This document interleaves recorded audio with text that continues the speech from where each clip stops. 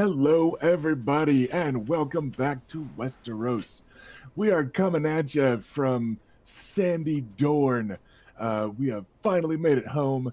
The young scions of House Nymaryen have now traveled full circle. They left from Wyvern's Rest, went to King's Landing. Nothing very exciting happened. The tourney was pretty boring. That's why we got through it so quickly. And then they are now back home at Wyvern's Rest, having safely made the journey back.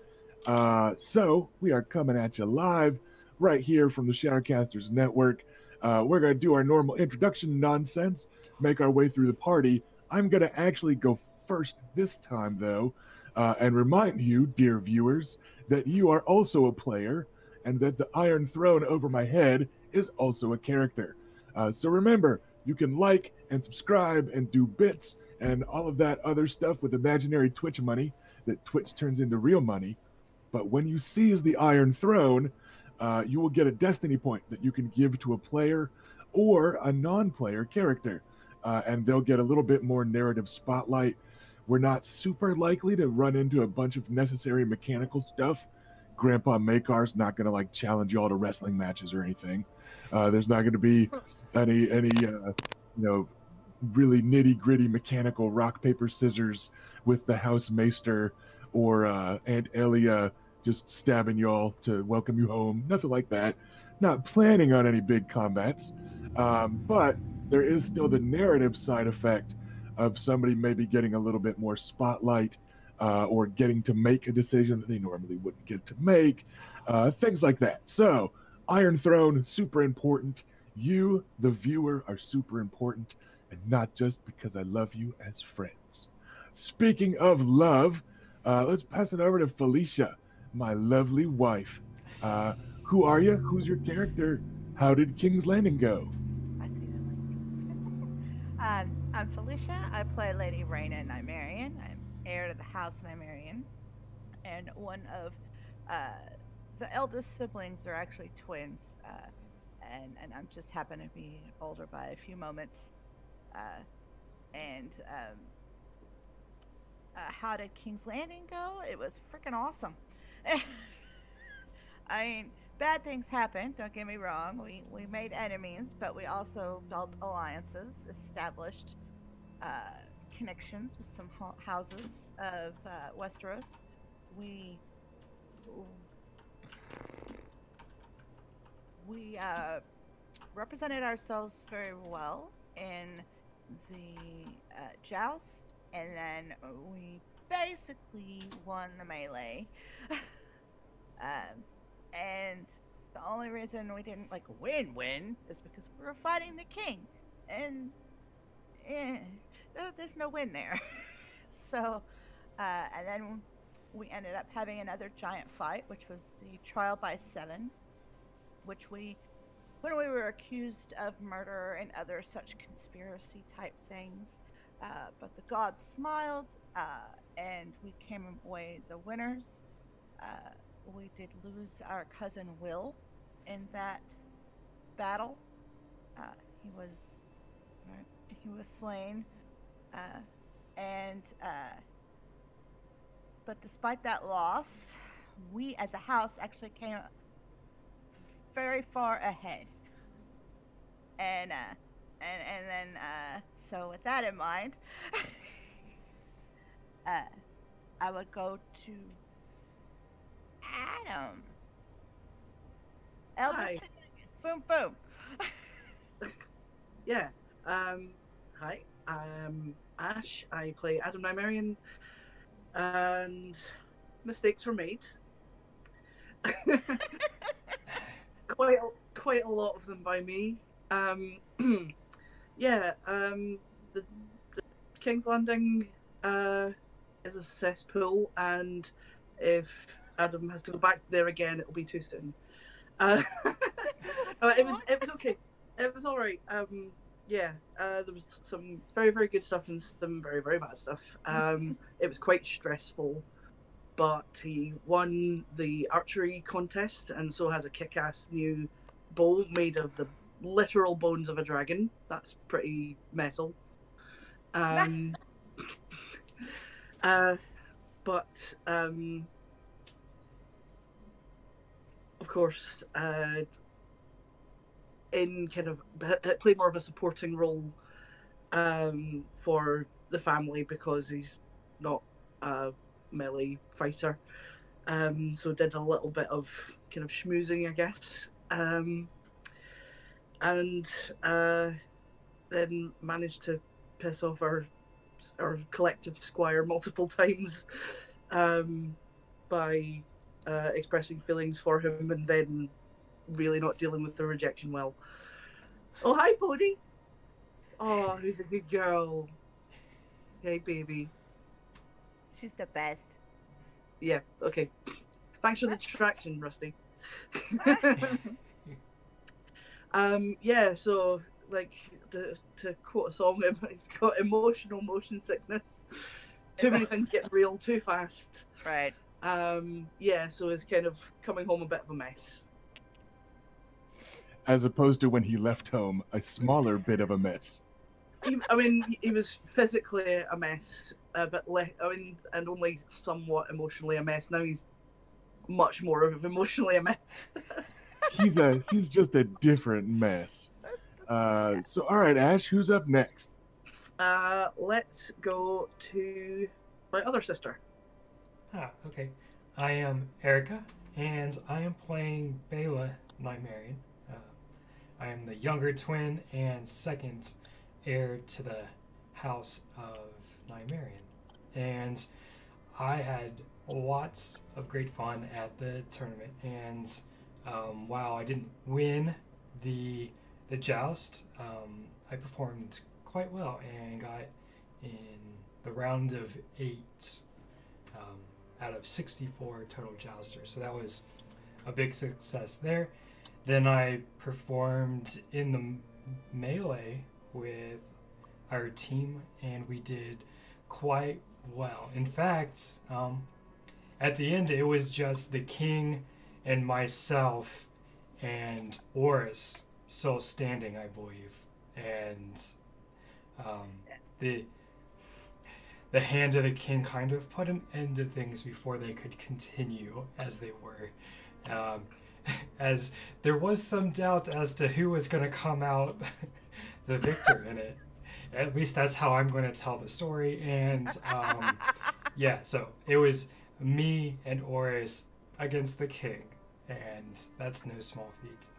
And then after that was the ugliness of being accused of some nefarious plots. However, we were vindicated by winning the historic trial by 7, and when we did that, I killed the champion to our rival house, the evil Ironwoods, and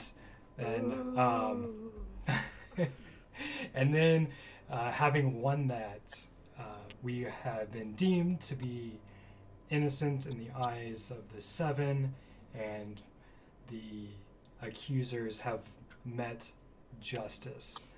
And with that said, I am eager to express these joyous victories for our house upon coming home. So yeah, I guess finally we have our other sibling, Lucaris, and he's here today but a little bit under the weather, so that's why he's not on camera today, but he'll be in and out to chat with us as we play.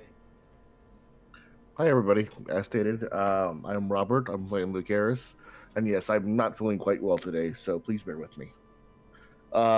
He is excited to be home. We'll leave it at that and get into it. All right. Luke actually, I think it's fair to say that Luke actually has a lot of complicated emotions about coming home, since he's basically been fostered at King's Landing all of his late childhood and up till now. So yeah, it's been about Those are 6 all years lies. in King's Landing, and yeah. So he's a little extra anxious about coming home. I'll speak with Robert. You are speaking correct, so please continue. He's had some stress and worry about how he's going to fit in at home, what's his place in the house, being the eldest son in a house where, where the women are actually heir, has been complicated for him. So we're cutting him some slack. So that's our quick kind of out of character recaps. We are going to be getting some in character versions of some of that later on, and I think it's going to be interesting because I think a lot of the details are going to vary based on which of the player characters ends up answering which questions, and that sort of thing. Like, depending on who they ask about the joust, they might get totally different information and recaps, and stuff like that. Like, so I think it's going to be kind of a fun episode, just to be able to compare actual prior episodes as they happened versus how various player characters have remembered those prior episodes. So we are looking at a pretty roleplay heavy episode that is probably going to be a pretty good time because we've had a lot of fun with those in the past. Where we last left off was with the young scions of House Nymaryen basically just making it home. They finished their travels from King's Landing down towards the Stoneway. They had a little bit of an eerie stay in the keep of House Will. And then they did their last little bit. And we cut last episode as Wyvern's Rest in all its splendor was like just in sight. So we're going to pick up with your little caravan making their way kind of into the gates, or through the gates and into the courtyard. And this is not terribly unlike the end of, Star Wars A New Hope, right? Where you've got a couple like nobles up top and like other people lining each side and all that. This was a very big deal to your house.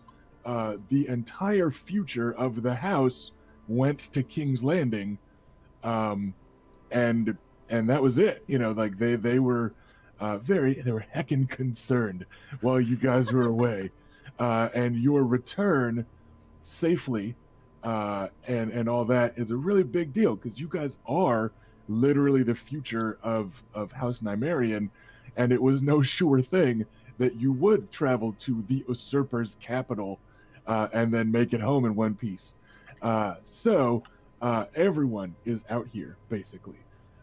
You've got at the kind of end of the courtyard is your grandfather, Lord Makar Nymaryen, with his maester, as ever, at his arm. And then near them is your master-at-arms from the house, and at his arm, basically, is the hedge knight, Woolly Will, who again looks a little out of place next to the lord and the maester and the master-at-arms. And like there's this super mega shaggy hedge knight, and he is still on one crutch, you notice, as you make your way forward. And then on the other side of Lord Makar are both of the bannermen of House Nymaryen. Sir Adam Bridington, a landed knight that's kind of the lead cavalry dude of your house.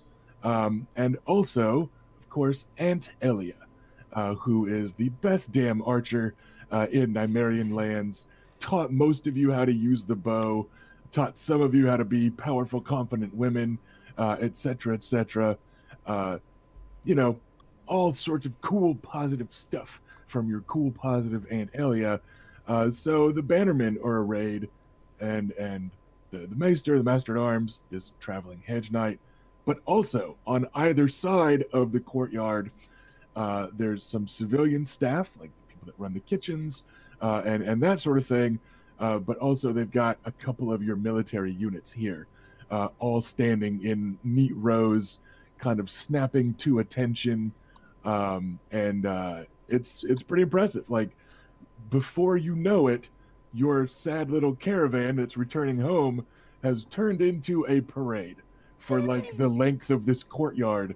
You guys are definitely all center stage, and as you make it about halfway through the courtyard, the silence is broken as your lord, grandfather Makar, lifts a hand to greet you home, and all the troops just fucking let loose with roars and cheers and clapping, and those that have the right gear slapping their weapons against their shields, and all that stuff, just like this huge kind of fanfare thing. So yeah, y'all are home, boys and ghouls. When we like come in through the gates, I'm picturing Bela and Raina at the head, and Raina's new sand steed, and she just kind of puts her into a prance, as we come in, like a celebratory dance, like we're home, we're home. How about Bela? What's the younger twin doing to respond to all?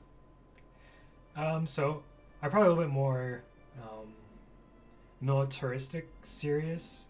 So I still have like a smile on my face as I acknowledge like grandfather and Aunt Elia and Sir Bridington and the troops, but taking it a little bit more serious the welcome home. So a little bit less flashy and relaxed about it. Yeah. Sounds like. All right. How about Adam? You were kind of next in line the way y'all were describing the caravan and stuff. How's the wee little Nymaryen responding to this sort of attention and cheer? Well, Adam had been riding with Lady Iris in the carriage, so on the approach will be kind of leaning out the side and wave and giving him a modest wave. Okay, and then no how showboating. he doesn't try to do anything fancy on his way through the gates. How about Lucaris there, kind of bringing up the rear of the little convoy?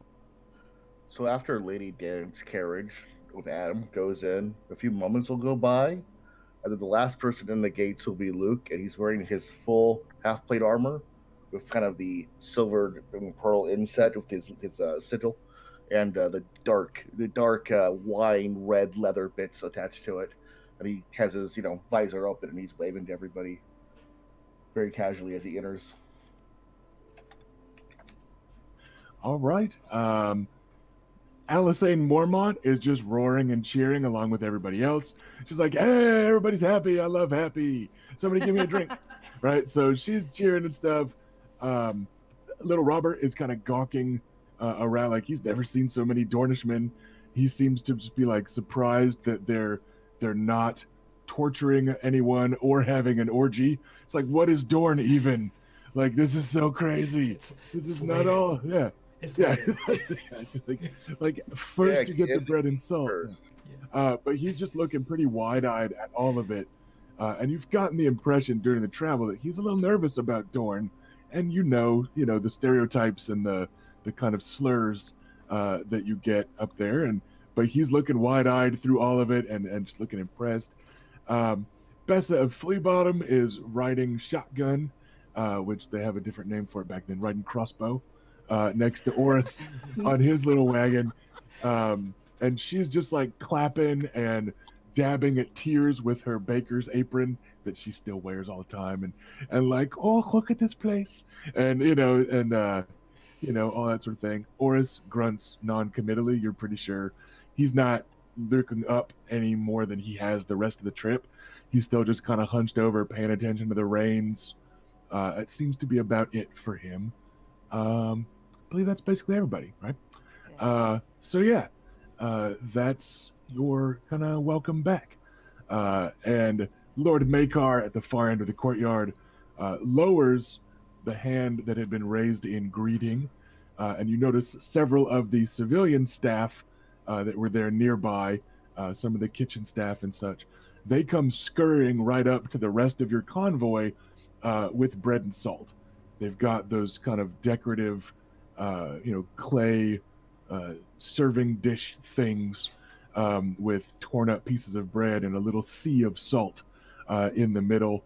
And they walk right past you lot because it's your home. You don't need bread and salt. But they start offering it to your guests, to the handful of men-at-arms that you lot brought with you, and that sort of thing. And Lord Makar seems to just be waiting for you lot up there at the kind of front of the courtyard area. All right. We will ride up and dismount. Yeah. Oh, sorry. Go ahead. And I will wait for us to cluster at the head of this little column. So. All right. A couple stable boys come up and take the reins as needed. Several of your riders get to work unhitching horses from wagons and that sort of thing. And now begins the work of just kind of dismantling the convoy and unloading stuff. And you hear one of the knights of the house already starting to bark some orders to some of the crossbowmen that you hired. And Lady Bessa just falls in with the kitchen staff, just right with them, kind of clucking along beside them in their wake, and wanders off with them towards the kitchen area. Oris is very studiously busying himself with the wagon. And Woolly Will, you lot notice as you get right up there with everyone, Woolly Will now has one leg. He's got a wooden peg and a crude kind of boot paddle at the end of it. And you remember he was hurt pretty bad, and that leg of his wasn't doing real well prior to y'all leaving. But he seems to be in good cheer, welcoming you lot home. He looks very kind of paternalistically proud of and relieved at all of you. He looks a little bit sad looking over your shoulders and seeing Oris busying himself with work and kind of trying to vanish into the crowd. But then, instead of paying attention to the lot of them, you've got Grandpa Makar, who starts in and, you are welcome back to your home. The red stones of Wyvern's Rest are safer now that you are all back within our walls.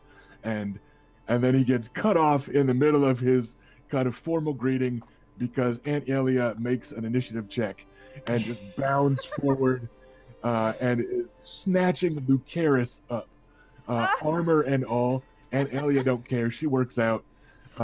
She hasn't seen little Luke as she squeals.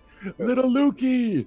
Luke is handing his off to the stable boys and, asking them their names and being friendly when he is ambushed. Yeah. And gives in to the ambush in Elia. So yeah, she's got him up off his feet and then kind of drops him back down on the I guess not cobbles, because it's not that sort of stone, the paved, courtyard with the clatter of the half plate. And she's all, oh, look at how big you got. And oh, look at this. Oh, look at that pretty face. And she reaches up just like you're 6 years old again. It's just like, blah, blah, blah, blah, blah, on your cheek and all that. And then you hear all my efforts to look cool ruined. And then you hear a very soft from Lord Makar, and she kind of goes, oop, and comically makes a face and goes scrambling back to her spot in a little formal welcoming thing. And then you realize Grandfather Makar is looking past most of you to where young Adam is now escorting the Lady Iris Dannett up towards the front. And you hear some murmurs and all that from folk in the crowd behind you. Like a few people are kind of stopping and going like, hey, wait a second. Could that be who is that? And this kind of suspense-filled hush kind of comes over the courtyard. And you guys heard your share of murmuring in King's Landing, so you're familiar with the sound of social tension and mild confusion. Those two things came up a lot during your visit to the capital, and they weren't even always your fault. For a split second, Luke looked like he's going to introduce her, but then he stops and kind of bows his head and defers to Reyna. Grandfather, may we introduce Lady Iris Dannett, who is now a ward of House Nymaryen?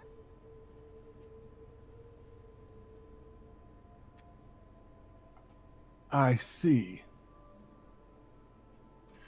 And he gestures, and one of the servants with the plates of bread and stuff comes up, and this servant actually gets on a knee and kind of holds it up, very formally, because like this lady's highborn as hell compared to some crossbowmen and that sort of thing.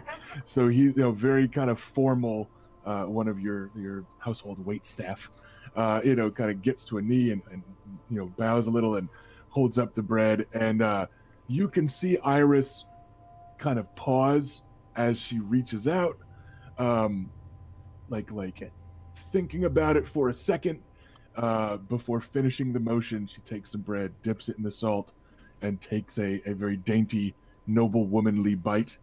And then you hear a few relieved sighs from the other highborn folk up there at the kind of top of the pavilion. And your household maester says, "Well, come then. Let us find you a chamber." And he very gently, just as gently and delicately as Adam did, takes Lady Iris by the arm and starts to guide her away. And Grandfather says, "Yes, of course. All of you, please retire to your rooms. Lucaris, we have prepared yours for you. You may find it smaller than you remember, but I assure you we have not moved the walls, grandson. But everyone, baths have been prepared. Dress and clean yourselves. I will await you in my solar, I think." And you kind of can't help but notice, though you're visibly taken aback by a stark change in Woolly Will, who's still a big dude and still looks pretty hale and hearty, but the loss of a leg below the knee is pretty noticeable. Grandfather doesn't look much different, but as always, you kind of feel like he's leaning on that cane a little bit more than he used to. Like as he turns to walk away, you're like, and it's especially stark for Lucaris, who hasn't seen him in quite some time. But even those of you that have only been gone for the 2 months or less of travel and King's Landing and back, you're like, man, it looks like us being away was really hard on him, right? Like he looks a couple years older than he looked, several weeks ago. And it looks like he's just a little bit slower and stiffer as he turns and heads off with his cane. And it's noticeable as those two old campaigners go kind of limping off together. You're like, it's easy to spot. So everyone is headed off to their chambers. Oh, sorry, we have a finger raised. What is it, Lady Reyna? Glances at Adam. Just can you make sure that the chests of our monies makes its way either to the solar or to our someplace safe? I don't know if we have a vault, Rusty. Well, I could have it brought with me, and then I could have it brought to the solar.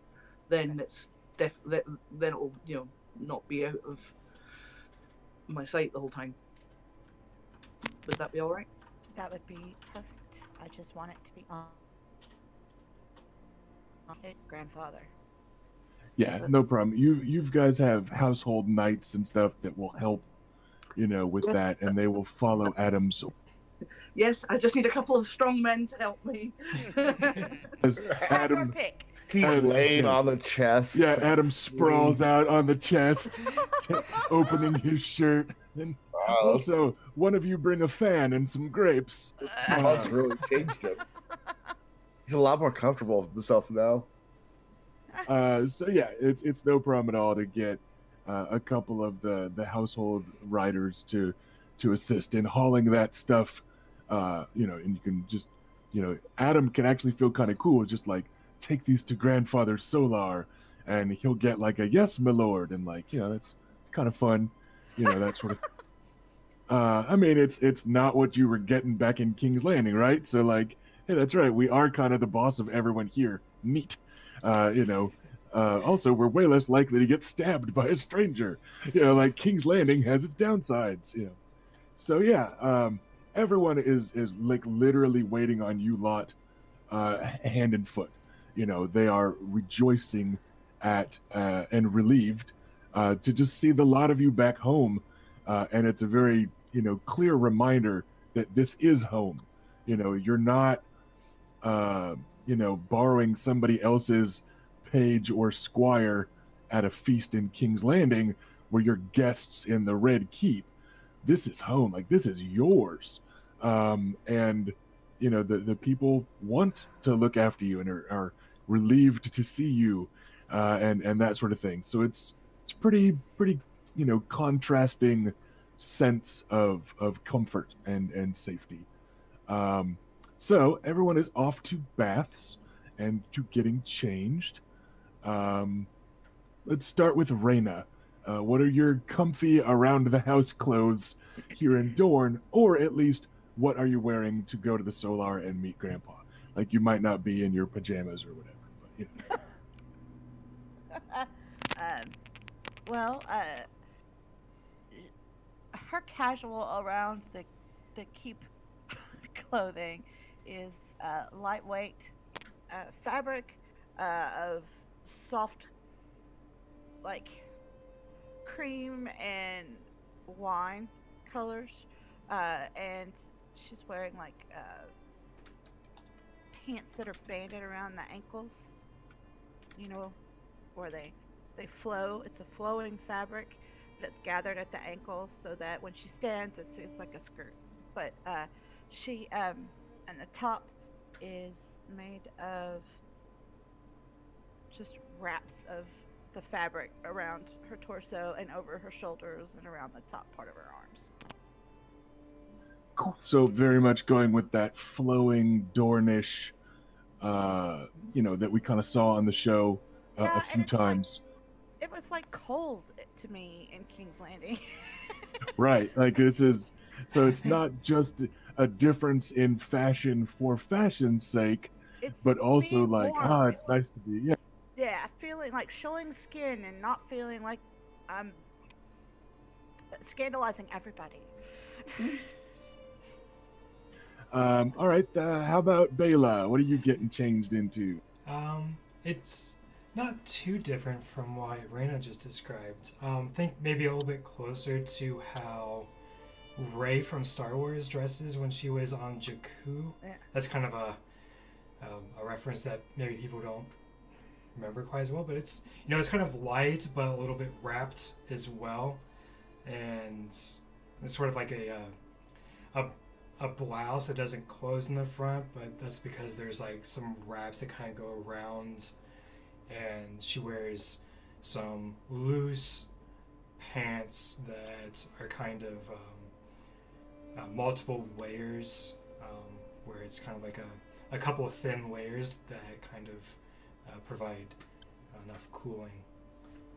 Do you also have like the sleeve thing as like a separate garment? Or like you keeping your arms more bare? Or like, to me, that's the defining thing of most of Rey's outfits are the wrapped arm wrappy arms. Yeah. So on her left arm will be wrapped up to her hands, and in a red sort of wine color, whereas the rest of her is more the tans and beiges with a cinched belt that's also the wine red. Nice. How about Luke Karras? We're just gonna go in age order. So yeah, Luke, how's your how are you feeling in this Dornish heat, and how much is it gonna affect what you wear? He'll be wearing a lot less, and we'll cannot wait to get out of this half plate. I'll tell you that. But he had to wear it for effect. So after kind of taking in the sights, he quickly retires and bathes and removes obviously the heavy armor. And when we see him again, he is wearing light silk shirts, very breezy trousers, and the whole thing's kind of connected with a sword belt, and it's largely open and billowy, and a lot of deep red colors to it. And that leaves young Adam. Well, Adam is way too warm. He's been in the north for 8 years, and then like the kind of milder but still on the less hot side, King's Landing for a week, and the travelling in between. So I mean, he's done a bit of acclimatizing, but not all of it. And certainly Wyvern's Rest is way hotter than anything he's used to. So he's like going to plunge himself in clean water for as long as possible, so that the air outside will feel less stiflingly hot by comparison. And going for kind of high-waisted breeches and boots, but with like a kind of wrap round kind of tunic. As I guess, think like Oberyn Martell in the show, the kind of thing that kind of wraps around and sort of ties around the waist. Right. Kind of going for, like, he'll have invested in some kind of suitable for Dorne clothes before coming south, basically, because he knew this would happen. And he's kind of gone for cheerier colours than his kind of usual. It's been quite muted of late, with the travelling clothes being a bit drab, to not attract bandits, basically. Right. So he's gone for like a kind of sunny, kind of turmeric yellow, with like a sky blue, kind of accents along it, so it's kind of nice and summery looking. Nice. Just one thing I did want to mention about like the stifling air, in the same way that they mentioned that like, Winterfell in the north has like hot springs that keep some of it warm in the off season. Dornish architecture, or at least certainly your Dornish architecture, does have quite a bit more by way of windows and ventilation. So the same way that Dornish clothing is kind of scandalously open by northern standards, so is your architecture. So they are real big on wind flowing through, and not being like stale, at least. So even those of you that have grown unaccustomed to the Dornish climate, it's not awful, because people do live here. So yeah, it's perhaps still less comfortable than what you've gotten used to with the very mild temperatures of King's Landing or what have you. But it's not uninhabitable, right? Despite being in a giant stone castle. And much like House Will, but to a lesser extent, you lot do dig right into like the mountains of the Stoneway. So you do have cooler rooms that are more like recessed and down, where food stores are kept and that sort of thing. So parts of the castle are certainly quite comfortable. One of the parts of the castle that is basically never comfortable emotionally, at least not physically, is Grandfather Makar's Solar, where everyone is headed next. It's kind of half a 50s sitcom dad study and half the principal's office. And Combining two really and like, yeah, and half like a war room in the Pentagon, because he is a noble lord of a house in Westeros. So it's also where like military stuff happens sometimes. So thirds then rather than halves. No, it's all halves. He makes it work. It is 150% business all the time. Okay. Oh. So yeah, you guys meet up in Grandfather Makar's Solar. The last time most of you were here, of course, was just before leaving for King's Landing, when you all got little stacks of gold coins to take with you that would hopefully go forth and get drunk and multiply. And you all got kind of your etiquette lessons and reminders that like King's Landing is fucking awful. Please don't die. Just the normal pep talk before a road trip. Yeah. Sure. And this time the mood seems to be much the same. Grandfather is back behind his desk, sitting there, and that look on his face could be the look that any of you got any time that you ever got in trouble. It's just that same kind of resting lord face that he has with that strong Valyrian blood, that just looks kind of faintly disapproving of everything he sees, unless he's going out of his way to look otherwise. And reassuringly, as you arrive, he does go out of his way to look otherwise. So you get it. You see, as you're stepping through that threshold, you could be 8 years old again and caught stealing something or whatever. But it almost immediately softens. Like just as you get that familiar knot in your belly of getting in trouble, you can see that your grandfather did miss you, and your grandfather was worried about you. And here, away from the prying eyes of the gathered House Nymaryen, he can let that show a little bit more.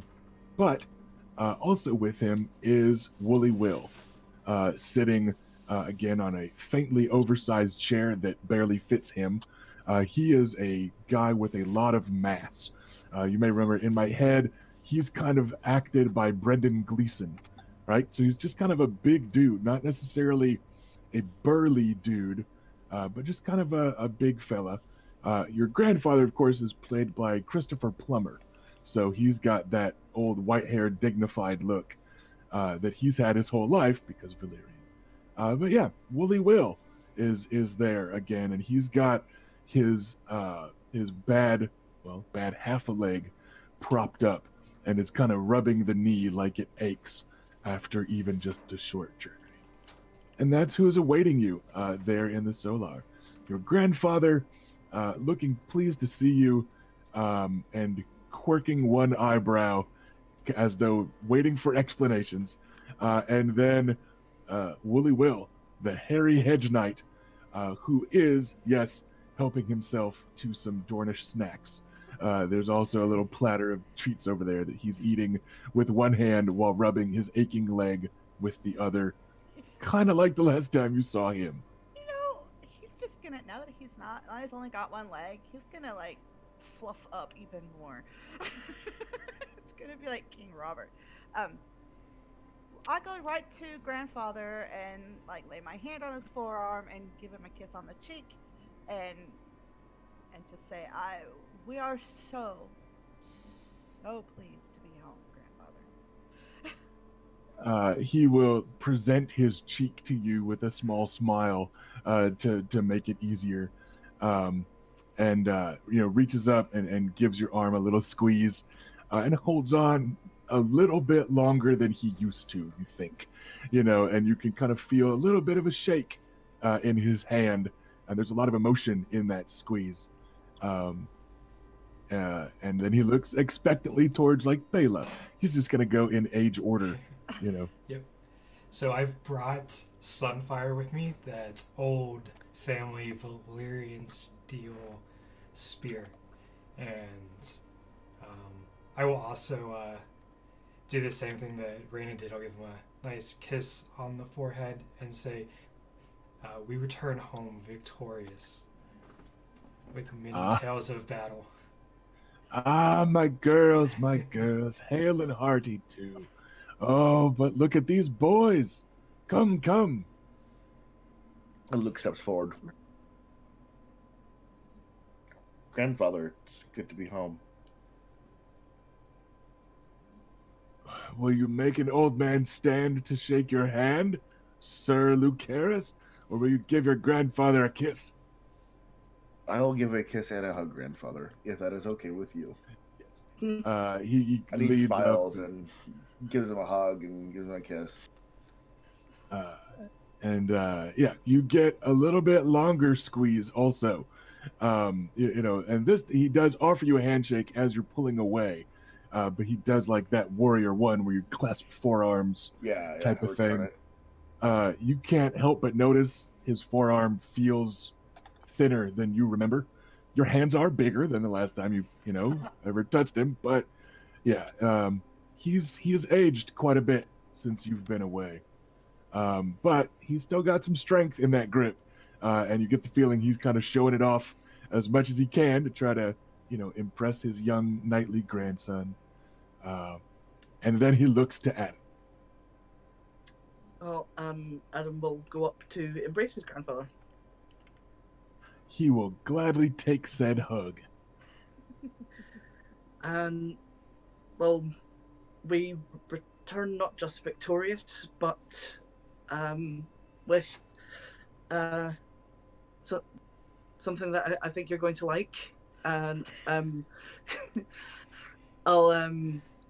Admiral has had a couple of knights carry the chest of gold, but wait outside the door.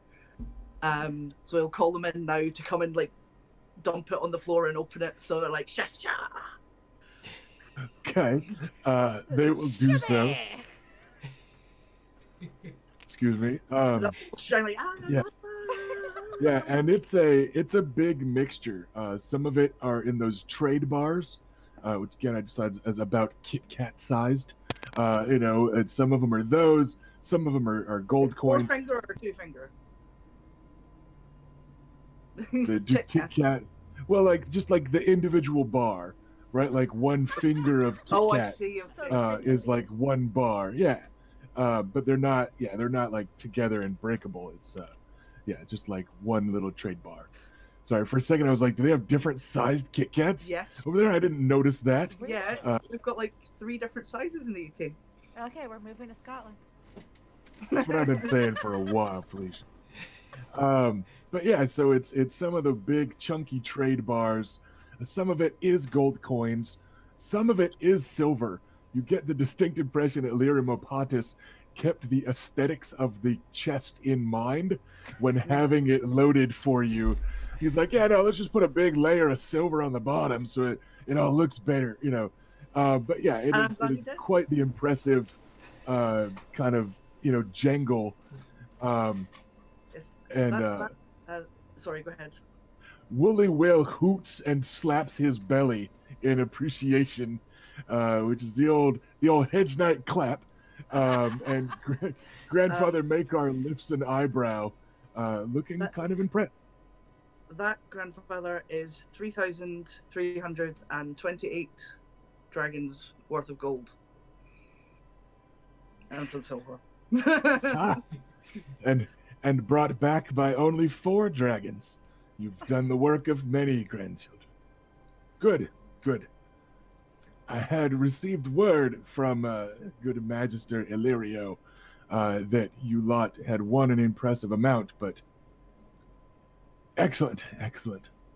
But enough of this. You brought several things of import. I noticed you returned with more people than you left with. Well, yes, grandfather. we have grown the ranks of House Nymaryen.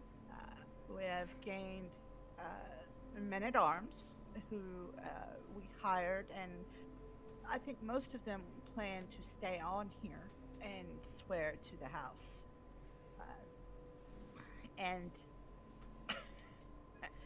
we brought Lady Alyssane Mormont from Bear Island with us. She, I'm not sure how to qualify her. She's currently a guest, but she also could serve as a knight, or not a knight, but a man at arms. I'm not sure really how to classify her. We would like to find a place for her in the household. Yes. Yes, of course. The ferocity of the women of Bear Island has reached even us down here in Dorne. We will speak with her later, and you notice he transitions to like the lordly, sincere kind of serious tone.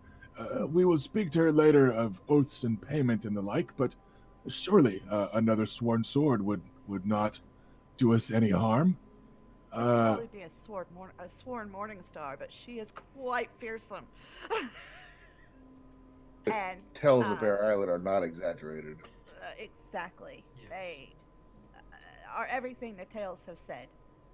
And we also bring a royal class baker who would also serve as an excellent nanny for when we start producing grandchildren or great grandchildren. And here Woolly Will is like, she's built for a nursemaid, my lordship. Lady Bessa, I trusted her with young Oris, which is how I suspect she crossed paths with you lot, but look at the size of the bountiful tracts of land and such. And she's got a great big heart. Big heart. She does! And he gives Adam that comically oversized wink after talking about the size of her heart. Adam is just gonna sort of stare and then look away. Yeah, she's a very nice woman. Sir Woolly Will, we bring home a newly minted knight, and Sir Oris Waters the Aurochs. What? Duh. What? Not about the king himself. Well, how about that then? Wait, what? Whom? King Robert Baratheon. Him. He'd have no other. He would found an insult to be knighted by anybody but you. However, he would accept the one who gave you your knighthood. And so he gets very, like, unhealthily red in the face after a wave of white washes over his face first. Right. Like, the blood drains, and then it returns because he's in the middle of a heart attack, right? Like, it's that sort of like, what? Yeah, and he gives an almost comically wide-eyed stare to your grandfather, and he goes, Maekar, I told you the lad shouldn't have gone. 7 hells, is he well? You're all well. One he moment. is immediately pretty panicked on your... Everyone is well. Everyone we left with except our cousin. Well, we didn't leave with our cousin, except our cousin Will is well. Now, neither Sir Oris, nor His Majesty are aware of what it seems everyone else is. So they were both in ignorance all throughout this entire proceeding. But, 7 hells, that doesn't mean the rest of the damned city was. Well, Who else saw them together? Who else was there? Okay, we have to tell this story from the beginning. Do you want Oris to come and be with us during this? He looks like near panicky, right? Like, and it's kind of unsettling. You've only seldom seen him serious before at all. But to see him actually concerned about something, and it's that sort of helplessly concerned about a thing that's already done, right? Like, it's having an anxiety attack about that dumb thing you said when you were 12, right? Like, it's that look of just like... But he's like he's finding out after the fact this thing he was terrified of happened, and and yet people aren't dead, but holy shit, it almost happened then. And right, he's got that look. Have a drink. He reaches over and he actually snatches up the goblet from Lord Makar's desk. Like he just grabs it and starts drinking. And Makar does not stop him. Your your Targaryen blooded grandfather lets this hedge knight take his goblet. Um, and you see that grandfather's lips are pursed again. Uh, and his face is that kind of impassive stone lordly look, that is what he does to hide when he is angry or sad or may have made a mistake about something. It's basically any time he had like a negative reaction to or around any of you, he got this scary, almost faceplate, right? Like very guarded, formal expression. And he just leans back in his chair and steeples his fingers while Woolly Will is drinking messily and just gulping. And you see one of the knights that brought in the gold scurries outside and is calling for someone to bring some more wine. And now we will cut to story time with whomever is going to take point. You have grandfather's complete attention, and Woolly Will is looking wild-eyed at you lot over the brim of the goblet. So, sounded like Lucaris was going to start at least. He was just going to interject with, if I may, by the time we learned of his parentage, it would have raised more questions than not have him attend. And then I'll defer to Rada, I think, for the rest of the story. It was eventful in King's Landing. We actually came across murder on the road before we even were there. And this was part of a plot that was created by House Lugas's youngest son. Orton. And Woolly Will goes, what? Lugas was... Oh, I, the little one. Go ahead. Yes, the little one. What did they have against Oris? They had nothing... This has nothing to do with Oris. Oris got caught up in this because he was with us. Yeah, I think Rena's starting at the beginning, whereas you two are expecting her to jump straight into the Oris relevant content. Grandfather Makar has not responded. He's just listening and watching each of you as it unfolds, but you're certainly going to feel that Woolly Will is feeling very Oris-centric, but this Woolly Will's Solar, so... I'm trying to reduce his anxiety by directing his attention to other parts of the story first. I'll calm him down by talking about the plotting and the murders. Westeros, everybody! Anyway, it did become an ongoing sort of conspiracy to smear our reputations in King's Landing all throughout the week of the tourney, which culminated in a public trial by 7 to prove our innocence in accusations. Grandfather still doesn't respond, but Adam, you do notice that your letter is one of the several things on his, spread out across his desk right now. The letter that you sent him about the trial is there and laid out. Well, yeah, and I would want to address that, but I'm also not going to interrupt the heir to the house while she's talking.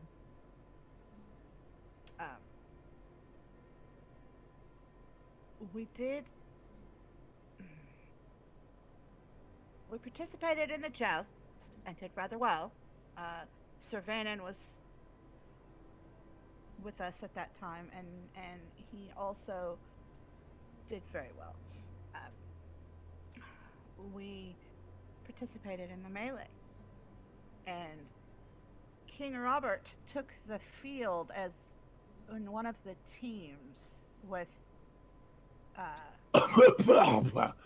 You get a cough sputter from Woolly Will. You notice that grandfather's like fingertip tapping on his steepled fingers, like, yeah, okay. And then but it freezes him up for a second at that news. Neither of them like openly interrupt, but yeah, Woolly Will almost dies again, is where I'm. And that particular, it was called to a halt by Sir Varys de Selmy, who saw that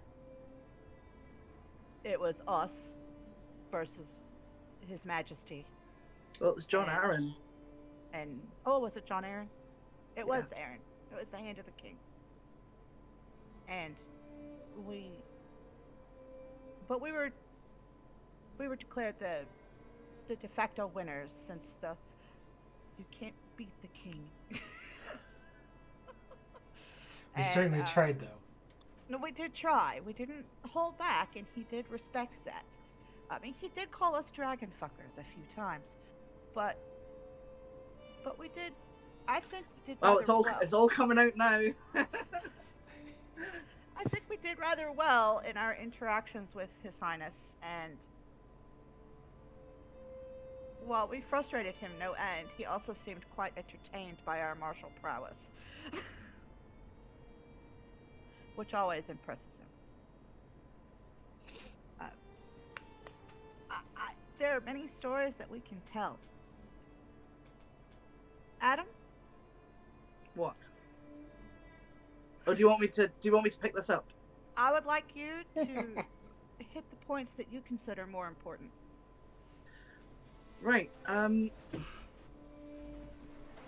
Well, I think since for the sake of Will's heart, I think I'm going to address the Oris matter. Because it's, well, it was a bit of a disaster, to be honest. I would much rather we had been informed beforehand, or our friends in King's Landing not informed, because it left us a little bit on the back foot. We met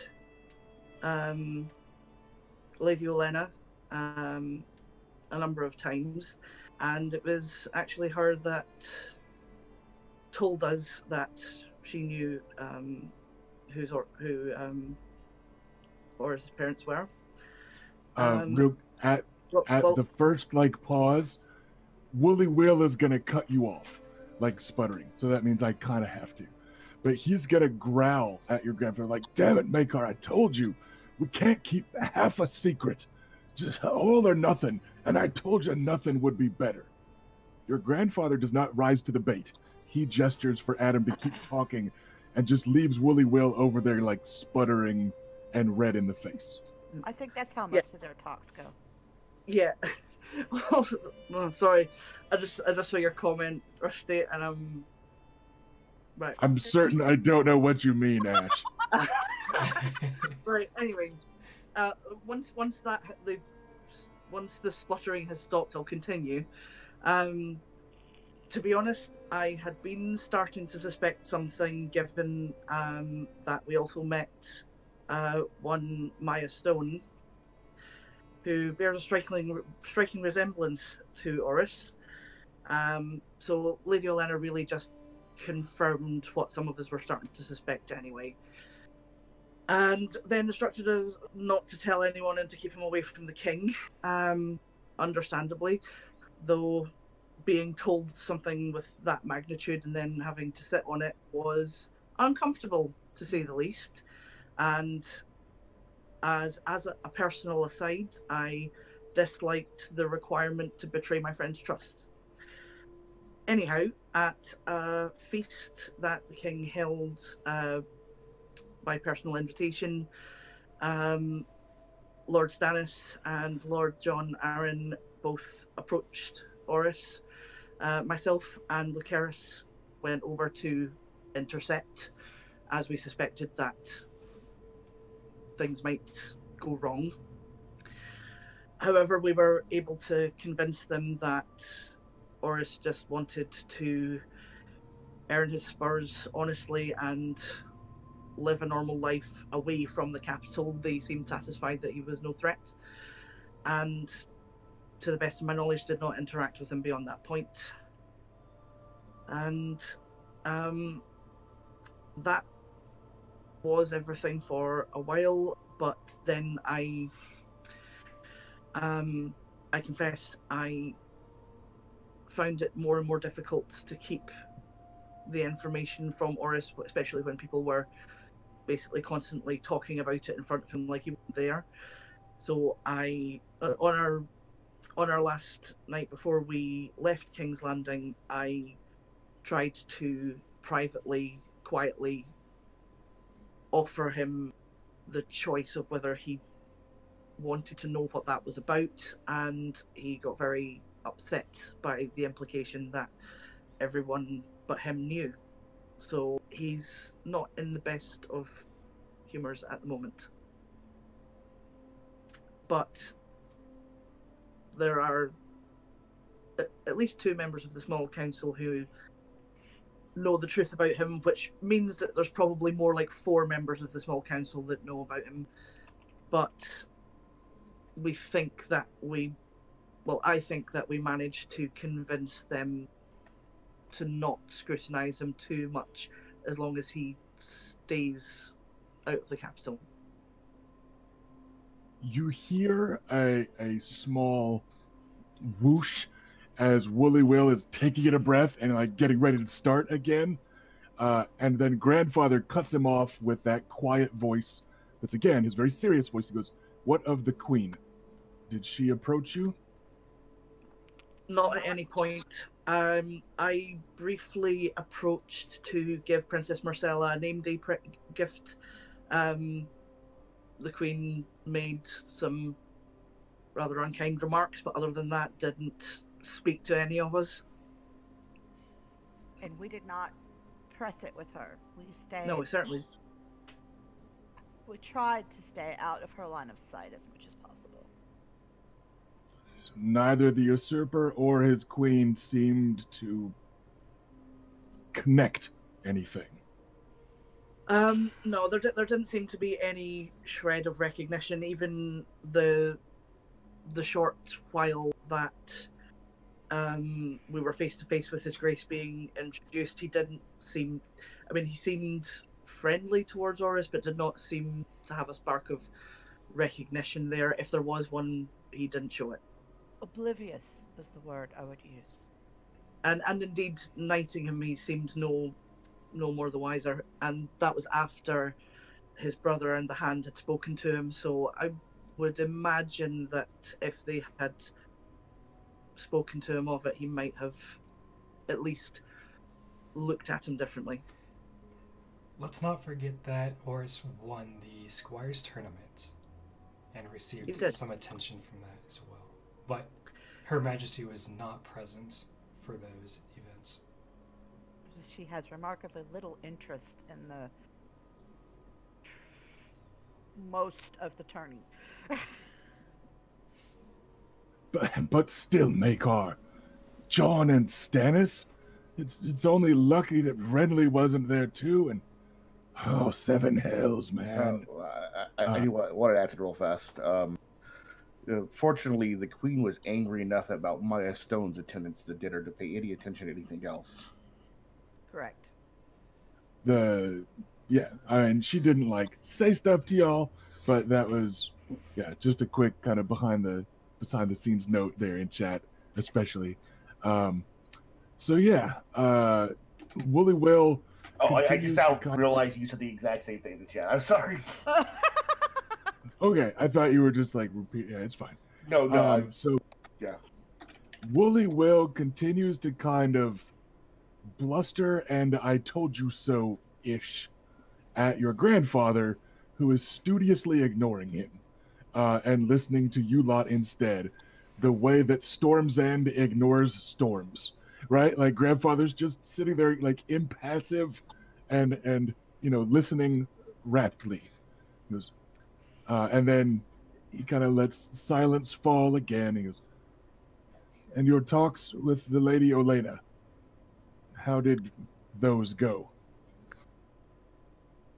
She, Oh, sorry, Rainer, you want to take this?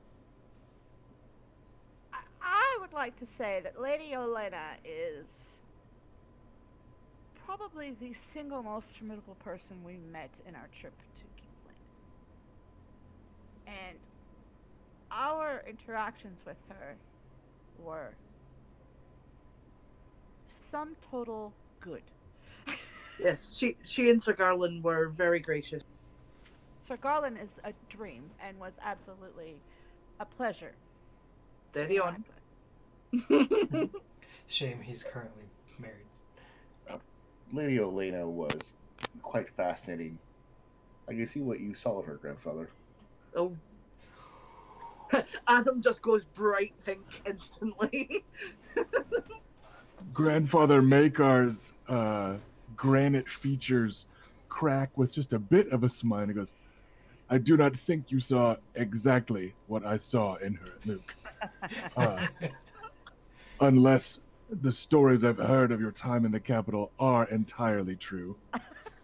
But Willis was Wow. not there. Garland was? Garland was. Sir Garland was.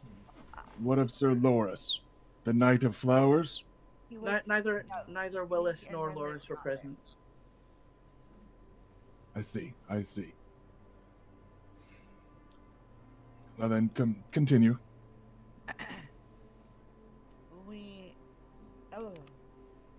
Oris did win the Squire's Joust, which brought him to the forefront of attention.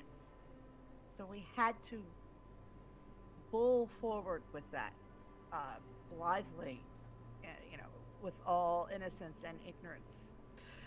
So that is what we. Except we were neither innocent nor ignorant. Yes. No. I believe that was the best thing we could have done at the time, because to act suspiciously would have caused suspicion, and would have drawn attention of a different sort. Woolly Will interject. "Which of you lot told him to fight in the Squire's Joust?" I did. He wanted to, and we wanted him. "I told the boy not to. If he Told them blamed not me, to. I'd rather he blamed me than Oris, right? Damn it, Makehard. See? You see what happened? I told you, not within 100 leagues of that damn city. But no, we send him there, and like a moth to the flame, or just right to the damn king's face. Damn the usurper. And then he falls into like muttering and growling and, very red in the Certainly- face. Woolly Certainly will call him the usurper. I raise an eyebrow. I hear this. That is a first, by the way. Like, just out of character note, he has never. Woolly Will was knighted by Robert, and so it's the first time that he has let slip anything negative about the king. So go ahead. Certainly sending him in so ill-prepared socially was not the best idea. Especially because you sort of, with all due respect, Sir Will told him some quite devastating information and then sent him on his way without giving him any space to ask questions or actually learn the whole truth. And I don't think that's been good for him. Half a secret, Makar. What did I tell you? I knew the Royces would be there, and I knew that they might find you lot or find him, and I wouldn't send the lad up there completely unarmed. He needed to know who his mother was, damn it. And just, I didn't want him to go. Makar, you mark that. I didn't want him, and I told you so. Well, he's been, so there's no undoing that. Once it's made, we cannot unmake it. The situation is fucked and there's no way to unfuck it. But did they, though? The Royces? The Royces of Runestone. How were they? They Well, they tried to get Oris to throw the final joust, which was refused. At our advice, because it was a bit of a, it was something of a feeble reason anyway. Other than that, they were, I suppose, Bronzion was quite sort of stiff and, well, understandably, I suppose. But they didn't cause us any trouble the way that the Ironwoods or the Kettleblacks or the Freys did. They were restrained, at least. They were. Yeah, there was a distance that they kept between us and them. One of them, the middle son. It's the second son, Robar, was the one that approached you guys. Yeah, Sir he's a knight, right? Sir Robar is the one who approached us about Oris possibly throwing the Squire's Joust to allow their youngest to be able, because he was taking the black after this. They wanted him to be knighted before he went to the, but they did it anyway, so it's fine. They wanted him to have some win before he went away to the wall, and they didn't demand it. Robar just asked if he would consider it, and he did consider it, and he chose not to. I also tilted against Andar Roy, so we had some, one way or the other, we had some communication with them. Yes, I took Waymar a gift before he left for the wall to show that there was no hard feeling. So there were no challenges, though. No blood oaths or fighting. No. Well, and you see him kind of slump. Well, that at least went well enough. Just 7 hells make hard. I mean, I think Oris is angry at them as well, because of what happened to his mother, or rather, what was allowed to happen to his mother. But they certainly did not seem to bear any animosity towards us. They were rather, like I said, just distant and polite and stiff. Royce-like. Royce-like, yes. Woolly Will starts to drink again, and Grandfather just looks expectantly at the lot of you to continue, or whatever. Sorry, I'm just trying to let you guys set the tone and stuff. So, but go ahead. Sir Vannon met who it turns out is married to the patriarch of the Kettleblack clan. Grandfather clears his throat. I'm aware of the situation. He gestures broadly at his desk, and you think you see the Blackwood sigil, like, on the ink seal type of thing. He goes, I have been kept abreast of that. We need speak of Vanen no more. Things unfolded with your bastard as they needed to. He doesn't sound happy about it, necessarily, but sounds like he was already in on that. Right. I feel that I should address the rather urgent letter that I sent before before we had our the trial by 7. I understand it probably would have come across as quite panicked. A matter of dire urgency, I recall. Well, the matters were unfolding very rapidly, and I had reason to believe that Wyvern's Rest could have been in danger. Thankfully, it was not. Though I feel we should be on guard for retaliations from House Ironwood. Yes. So I killed Archibald Ironwood.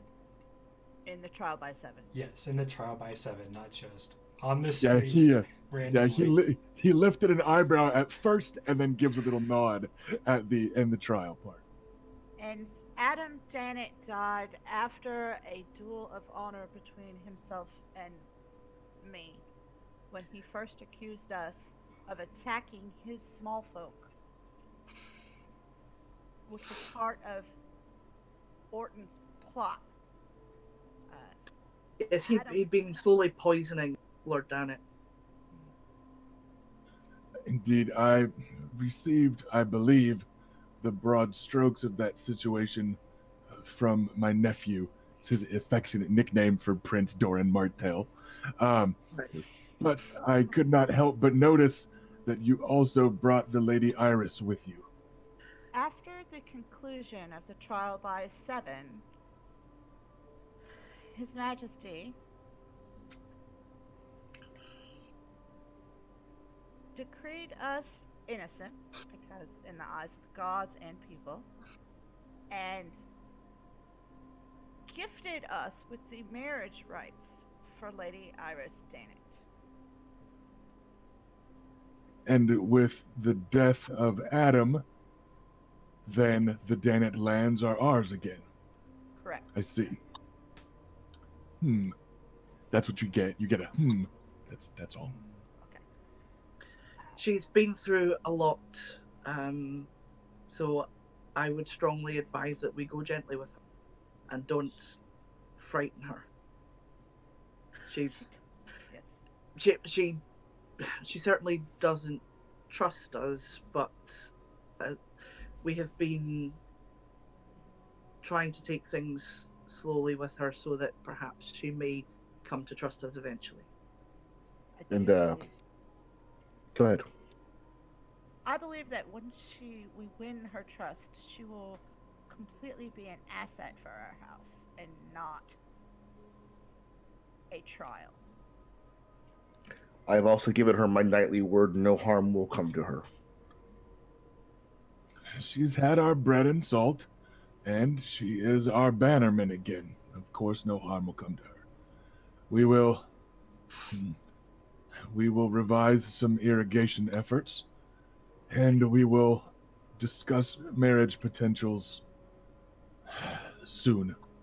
She's been 7 Hills. It's all happening lied so to. soon. I paused for a moment. Did you hear his mutter, Luke? Yeah. Yeah, I paused as I hear that. It is he says we will discuss her marriage proposal or marriage potential soon, and then under his breath he sighed, it's all happening so soon, he says to the indecipherable pile of papers and maps on his desk. So go ahead, Luke. Yeah, big mood, Grandpa. Luke just adds, she's been lied to and taken advantage of quite a bit. So that's her current state. I see. I rode And, carried her all the way from King's Landing in the hope that my non-threatening presence would help her sort of get used to us. I'd also like to add that her brother, while he was a pawn in this plot, he did die heroically trying to defend and avenge his small folk.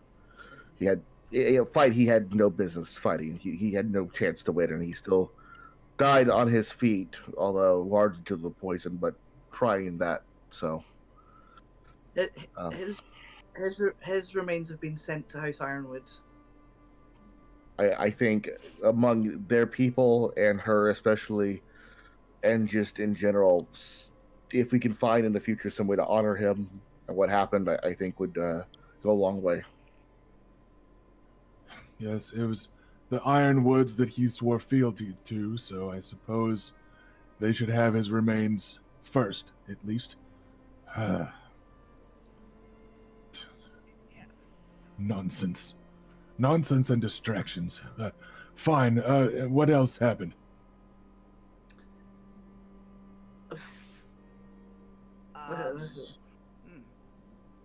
Did the Starks come down from Winterfell and fall before your spears? or perhaps Jaime Lannister was bested as well. Neither of one those things. afternoon. The Kingslayer did not take up arms in the melee or the joust.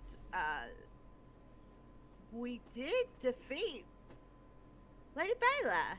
Would you like to tell your story? Sure. There are several events that happened during the week itself for the tournament. We have several victories to talk about. I'll start with the joust. The three of us, myself, Sir Luke, and Sir Vannon, performed valiantly. Each of them progressing and winning 2 rounds, and myself winning 4 rounds in the joust, falling eventually to Sir Garland, who ended up winning the whole event. Come on, Bella, just tell him about the bit with the King's Guards. It's the best part. The best part. All right. Well, so several of us, namely, oh crap, who was it that? You beat Sir Boris Yeah. Blount and Yeah, I beat Sir Boris and Sir Blount. Baron Trant. And Sir No, Mary Trent. No. No, You Fair. beat Marin Trant. Yeah. Blunt was Vannon. All right, okay, sorry. Yeah, I was getting those mixed up. Which one that Vannon fought? Yeah, so Sir Remember, Vannon, it's Sir Marin can't. Sir Yes, as the bard will sing it. Vannon henceforth. defeated Sir Blount, and I defeated Sir Marin Trant, and some of the local bards happened to devise a song to commemorate such an event, which is well, it's a nice song, but that's not the important part here. We did embarrass the Kingsguard a little bit in the tournament, in the jousting tournaments, which was a high mark for us to come up there and do. As mentioned previously, Oris, well, to be frank, Oris didn't belong in the Squire's joust. Just if you were there to watch it, it was not a competition. They might as well have been children compared to Oris, Sir Oris. And Well, Lydia Lennon did refer to it as our giant bastard beating up small children. and that is not an exaggeration. That is exactly how his joust went. So he is to be commended. That's why I told the boy not to fight. I knew what would happen. I just this whole thing. Sir Will, when you see him, be proud. You should be proud of him. He did really, really well, and all of us are proud of him. And if you give him any shit for it, you'll answer to me. Of course he did well. I know how the boy can fight. He beat me once. I know he would be fine. I just didn't want him to do it because I knew he'd bloody win, and then they'd be spotted. And of course, Robert watched the damn jousts. And, her. Next, there was the horse riding competition, which is, while not so violent, it was still enjoyable and a hard ride. They did not make it an easy course to ride in, and I attribute the terrain that we have around Wyvern's Rest and our mountains for preparing myself and the rest of us for that. We did not win, however, Sir Vannon came in third, and I was a horse length behind him. Quick rewind. Sir Vannon actually won that one. Oh, did he? And Okay. like you were second, and like Raina was third. Oh, okay. So like, yeah, it was all So Yeah, it was, yeah. Venom Rewind took those few that one. sentences. Yeah. Yep, no And problem. say, I'm was proud a long to. time ago. Yeah.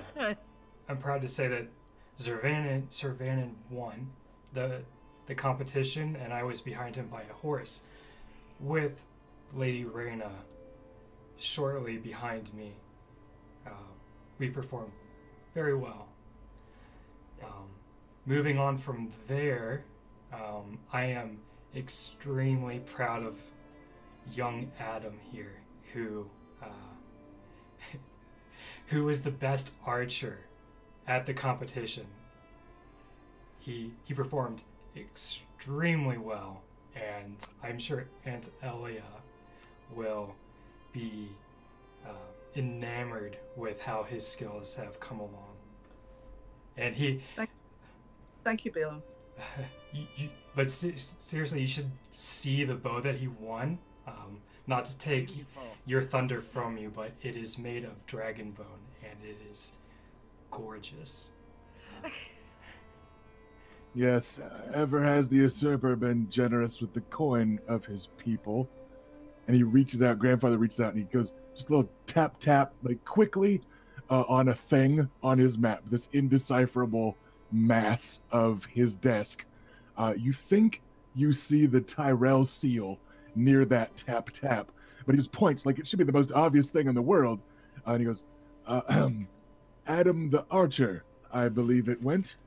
It did. Yes. Indeed, word of your victory already reached us, grandson. Congratulations. You did Wyvern's Rest proud. Thank you, grandfather. Moving on from there, and the conclusion of the tournament itself for the Nymaryens was the Grand Melee, and that was quite chaotic, if I do say so. We fought hard with our team of myself and Reyna, Sir Luke, Sir Vannon, Nathan Lugas of the same Lugas clan from before, as well as Sir Will of Will. And Nathan seemed to have no concept of his brother's plot, I should add, and was fast friends with us until the plot occurred. Yes. And at the time it was Squire Oris, now Sir Oryx. And we lasted very well through my leadership, keeping us focused and fighting as a team, covering each other's backs, and we were lucky enough to fight off multiple groups in the melee, finally coming down to 3 of us against the king himself. And it was Lady Reyna, myself, and Sir Oris. And that was quite the battle to be seen. Even the 3 of us honestly weren't really a match for His Majesty. We held on for a while, and Oris got a really, really hard hit against that signature crown that the king wears, and broke it. Willie Will almost choked on his wine again. He bloody hit him. Yes, He several hit him times. twice. Loved it. Yes, we've brought it home. Yes, we have that crown, by the way. Oh, it's a helmet. Helmet, sorry. We have the helmet, by the way. Yeah, but it did have like a golden band around the top, and then the antlers. So it's how kings do in the movies and crap. Yeah. And then the king struck Reyna very hard and knocked her several yards back and onto her backside. I could have landed in his seat. If I had arced better. He'd have liked that. You notice that neither Grandfather nor Woolly Will laughs at that jest.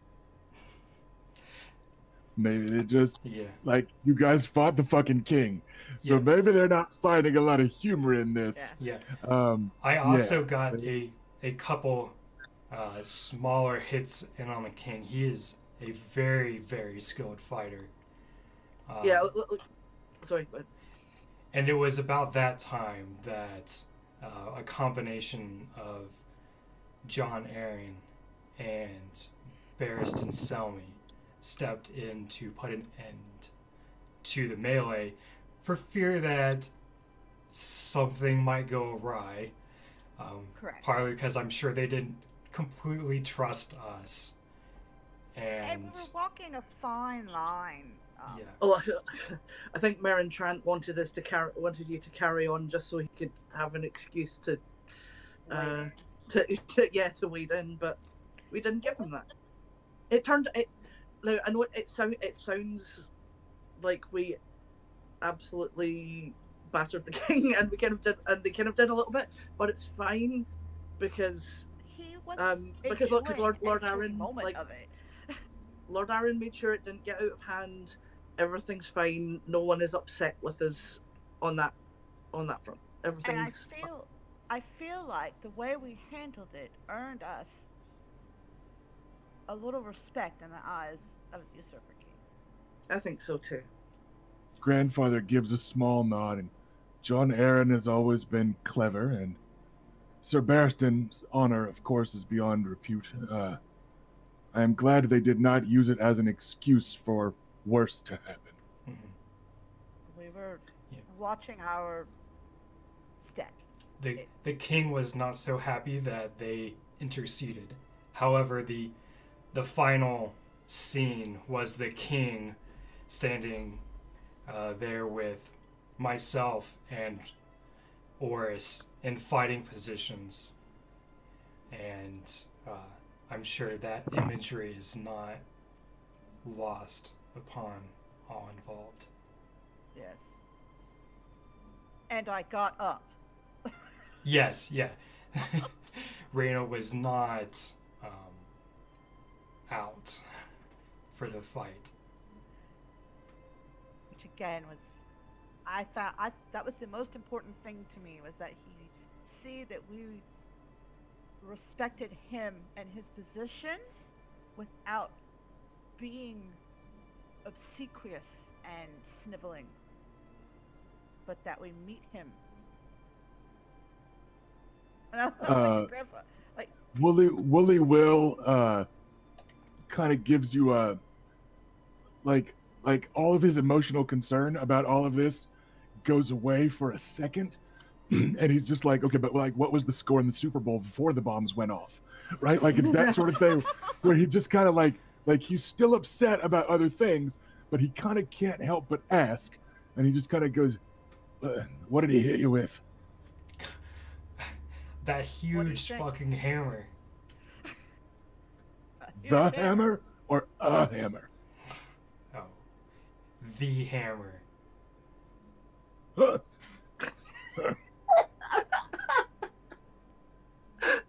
Sorry, I just thought of Captain Hammer. Look at Ash's face. The hammer. I'm fine. The legendary hammer, yes. And you can see Grandfather actually exchanges a glance with Woolly Will at that news, that Reyna got hit by like the hammer, and that sort of thing. So, yeah. I take it the subtext of that is the one he killed Prince Rhaegar with. Yes. Yeah, like that, and it was the hammer that he brought into the melee. They had nominally wrapped it in like some quilted lengths of cloth and shit. Like it's still Robert Baratheon swinging around an anvil on the end of a Valyrian steel stick. So they're like, no, it's cool, guys. We put some bubble wrap on there. You'll be fine.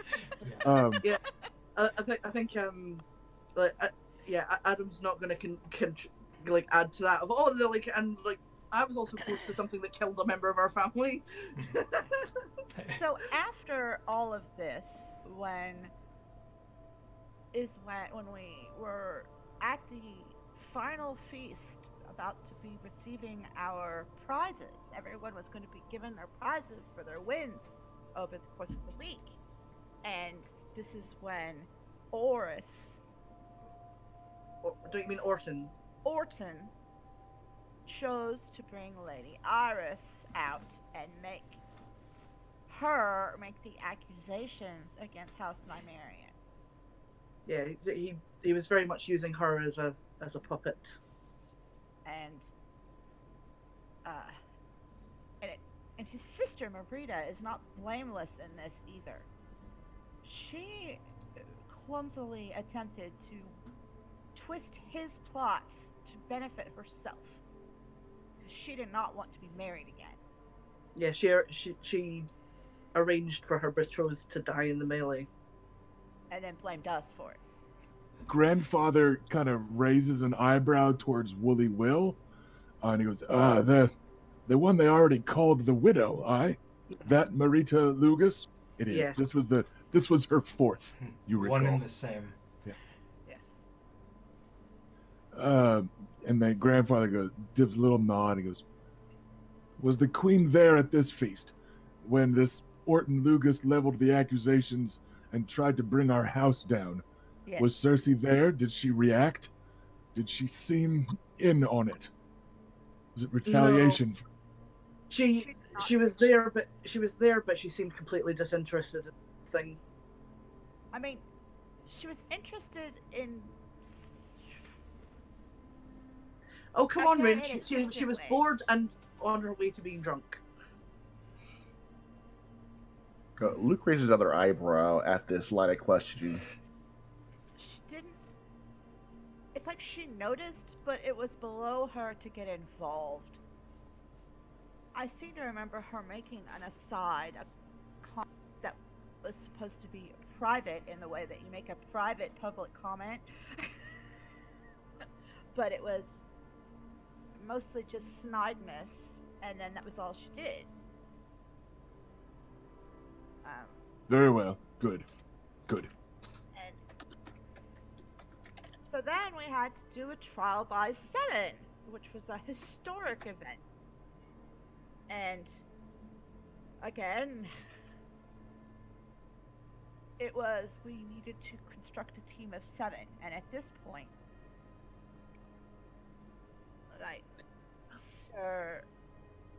Sir Garland was wounded.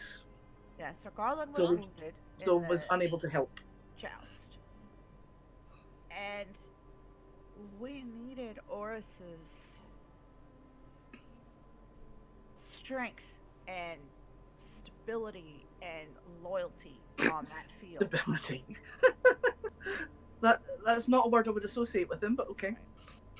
But we needed him on that field for us. But he was not a knight. And he was not a directly accused party such as Lady Bela, which allowed Lady Bela to participate.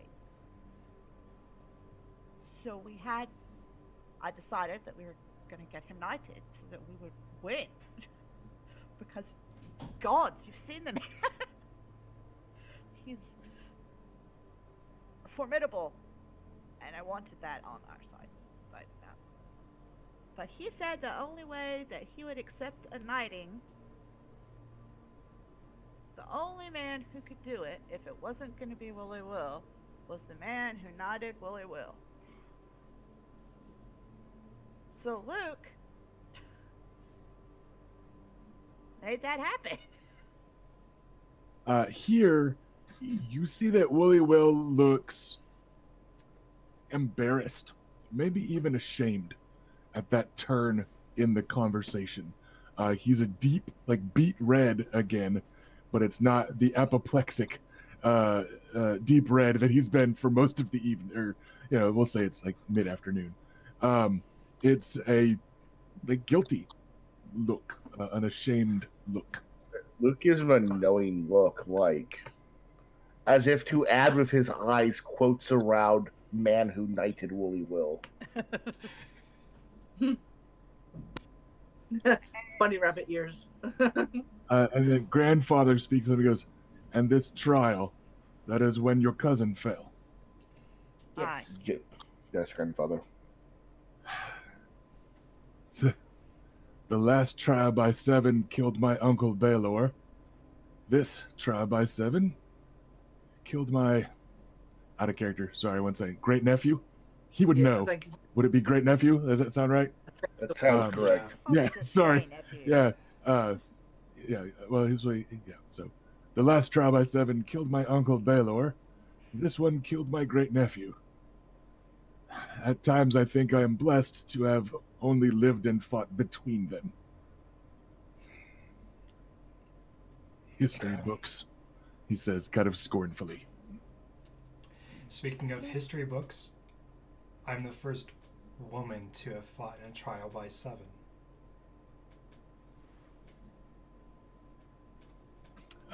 Woolly Will gives a little snort. Probably the first woman to beat a Kingsguard knight either. Probably. They don't keep records on that though.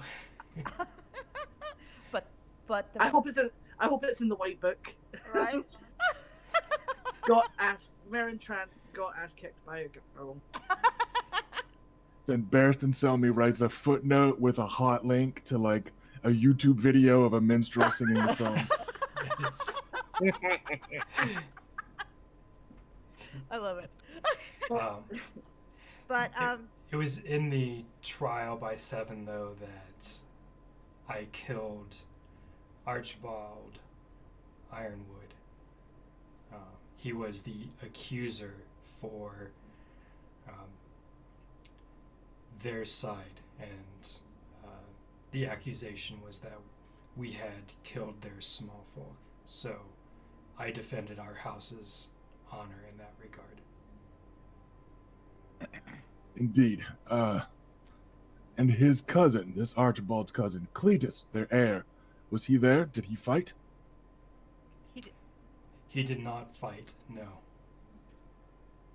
So, they risked the bald one and not the heir. A feint, then, a test. Yes, it certainly seemed that. It seemed to me that Lord Ironwood did not want to risk his heir. You might say the same thing for us, somewhat. I am not the heir either. I am the house champion as much as Archibald was. Well, our choice was made a little differently in that regard, though I do recall at one point saying I didn't want you all to die. Indeed, I was a directly accused party in this for having supposedly poisoned Lord Langley Woods. He was just Sir Langley. Was it Sir Langley Woods who was betrothed to Maritza Lugas? A northern house, I believe, of yes. No major repute. Correct. Sir Langley was not of any great repute. He was a decent enough man. But he was a decent man. Their house was still victims of the same plot we were. Correct. Persod actually seemed to care about Marita, which was a shame.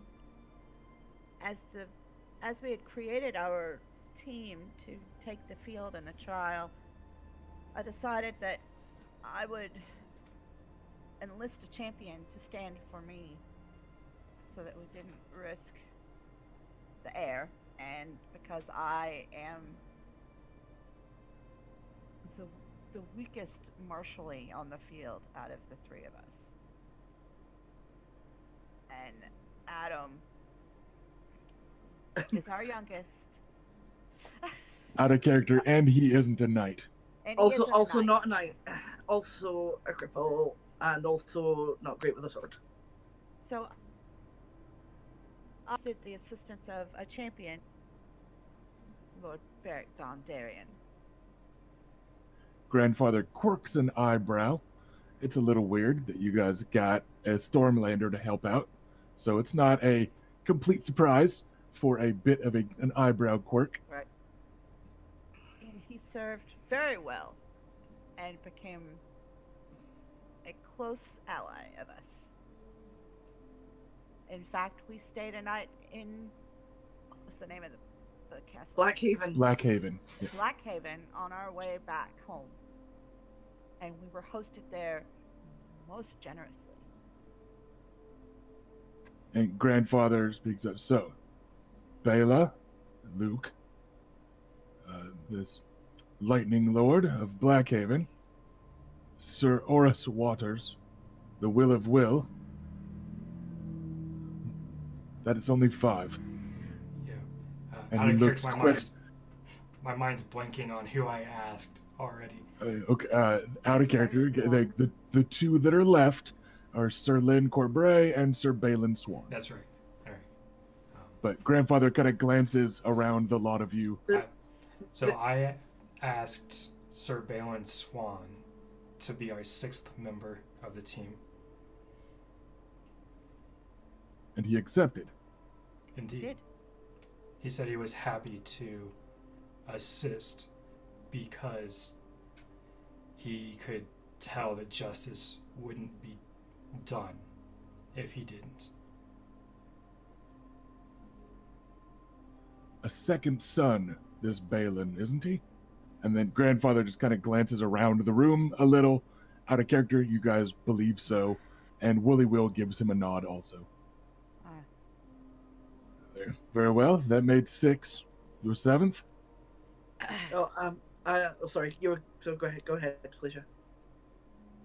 The 7th was enlisted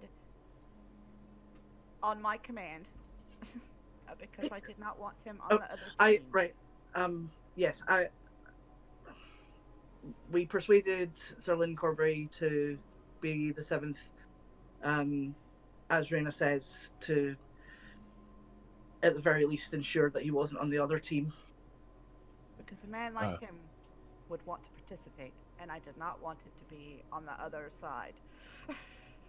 At the Lynn Corbray, as those words leave your mouth, half a mouthful of wine goes up Wooly Will's nose, and he almost dies again. And as he kind of half chuckles, half sputters, he just puts the wine flagon down and is like brushing at his chest. Corbray, fucking Corbray, and is just over there still kind of muttering and grunting to himself, but he very pointedly puts his drink down. And your grandfather he's had enough. Yeah, your grandfather just gives a little nod. You've seen that little nod before over like a Sivas board. Which remember is they're like Westerosi chess that they never tell us the rules for in the books. Yeah. But it's a small like okay, that was well played sort of nod. He just responds to that news there. Which for the viewers that may have forgotten, Lynn Corbray is remembered in Dorne for killing the Dornish member of the Kingsguard that is a very close blood relation of yours, and for breaking the Dornish lines at the Battle of the Trident. So even though he's from the Vale and not from the Stormlands, you're more kind of traditional rivals. It's a little weird for Lynn Corbray to have taken up arms on behalf of a bunch of Dornishmen. So I'm very persuasive. I did feel that building our team the way we did increased our standing, in that we had members of our team from all over Westeros, and we had allies from families that were not actually on the team, such as Lady Alysain. And I feel that having the Stormlander and Vale Knight, the Corbray. Out of character, it's 2 Stormlanders. Right. Dondarrion and Swan, just a reminder. Having the Stormlanders and the Valeman Corbray helped with our standing at court in a way. It showed that we're not afraid to reach across the divides that have been caused before we came on the scene. Grandfather gives a thoughtful nod and then kind of glances And around. I like to think that it has demonstrated that our conduct has demonstrated that we are diplomatic and personable as well as fearsome. That is exactly the balance we were attempting to strike. Sorry, out of character. I just love that it was kindly go fuck yourself, sir, was also the one saying we were diplomatic and personable. He said kindly. It was very polite. It was. And I apologized as well for some of it. Like, I bought him a cake. Shut up. And I'm not actually like going to mention that because I don't want to get in trouble.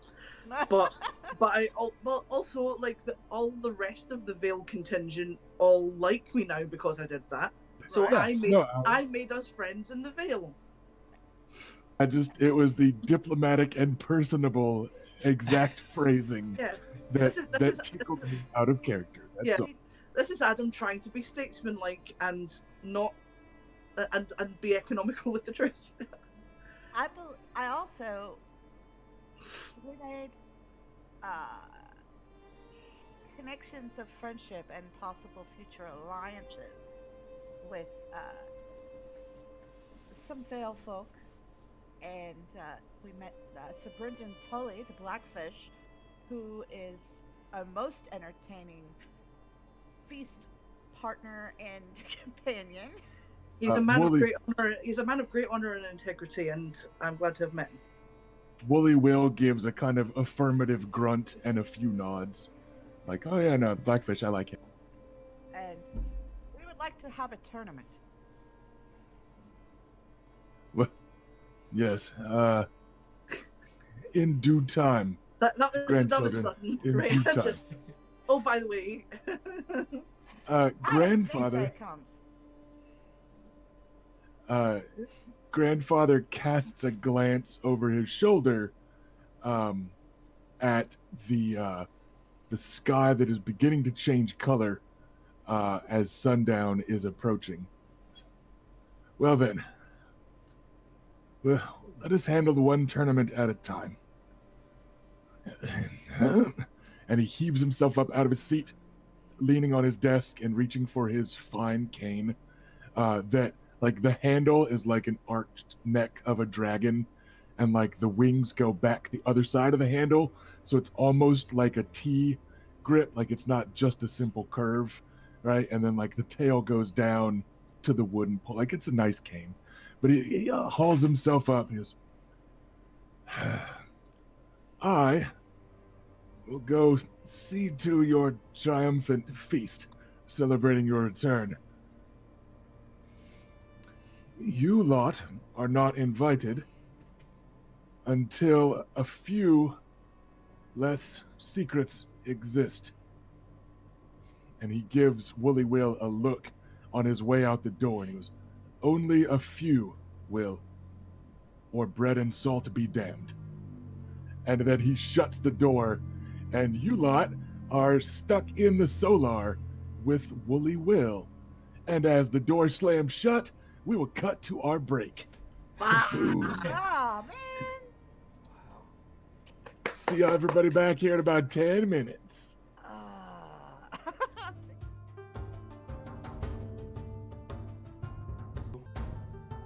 Now. Kathoom! The door to Grandfather's Solar shut right before we went to our quick commercial break, with commercials only for this very show that you're already watching. Whatever, don't worry about it. So that's where we left off.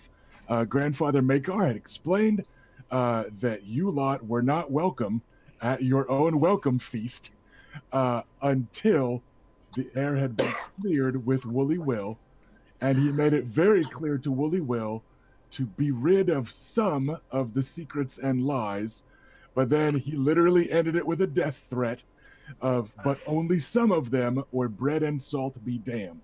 So clearly still some secrets he wants Willy Will to keep, or he's going to break guest right and murder him. So you think Grandpa maybe takes some of this seriously, right? So that was where we left off. I mean, Adam's more like, what secrets are we not allowed to know? What the fuck? So the Willy Will. the door shuts. Luke stands in the corner of his arms crossed. Adam's just gonna kind of look sort of anxiously at Will. Like, what does he mean, Will?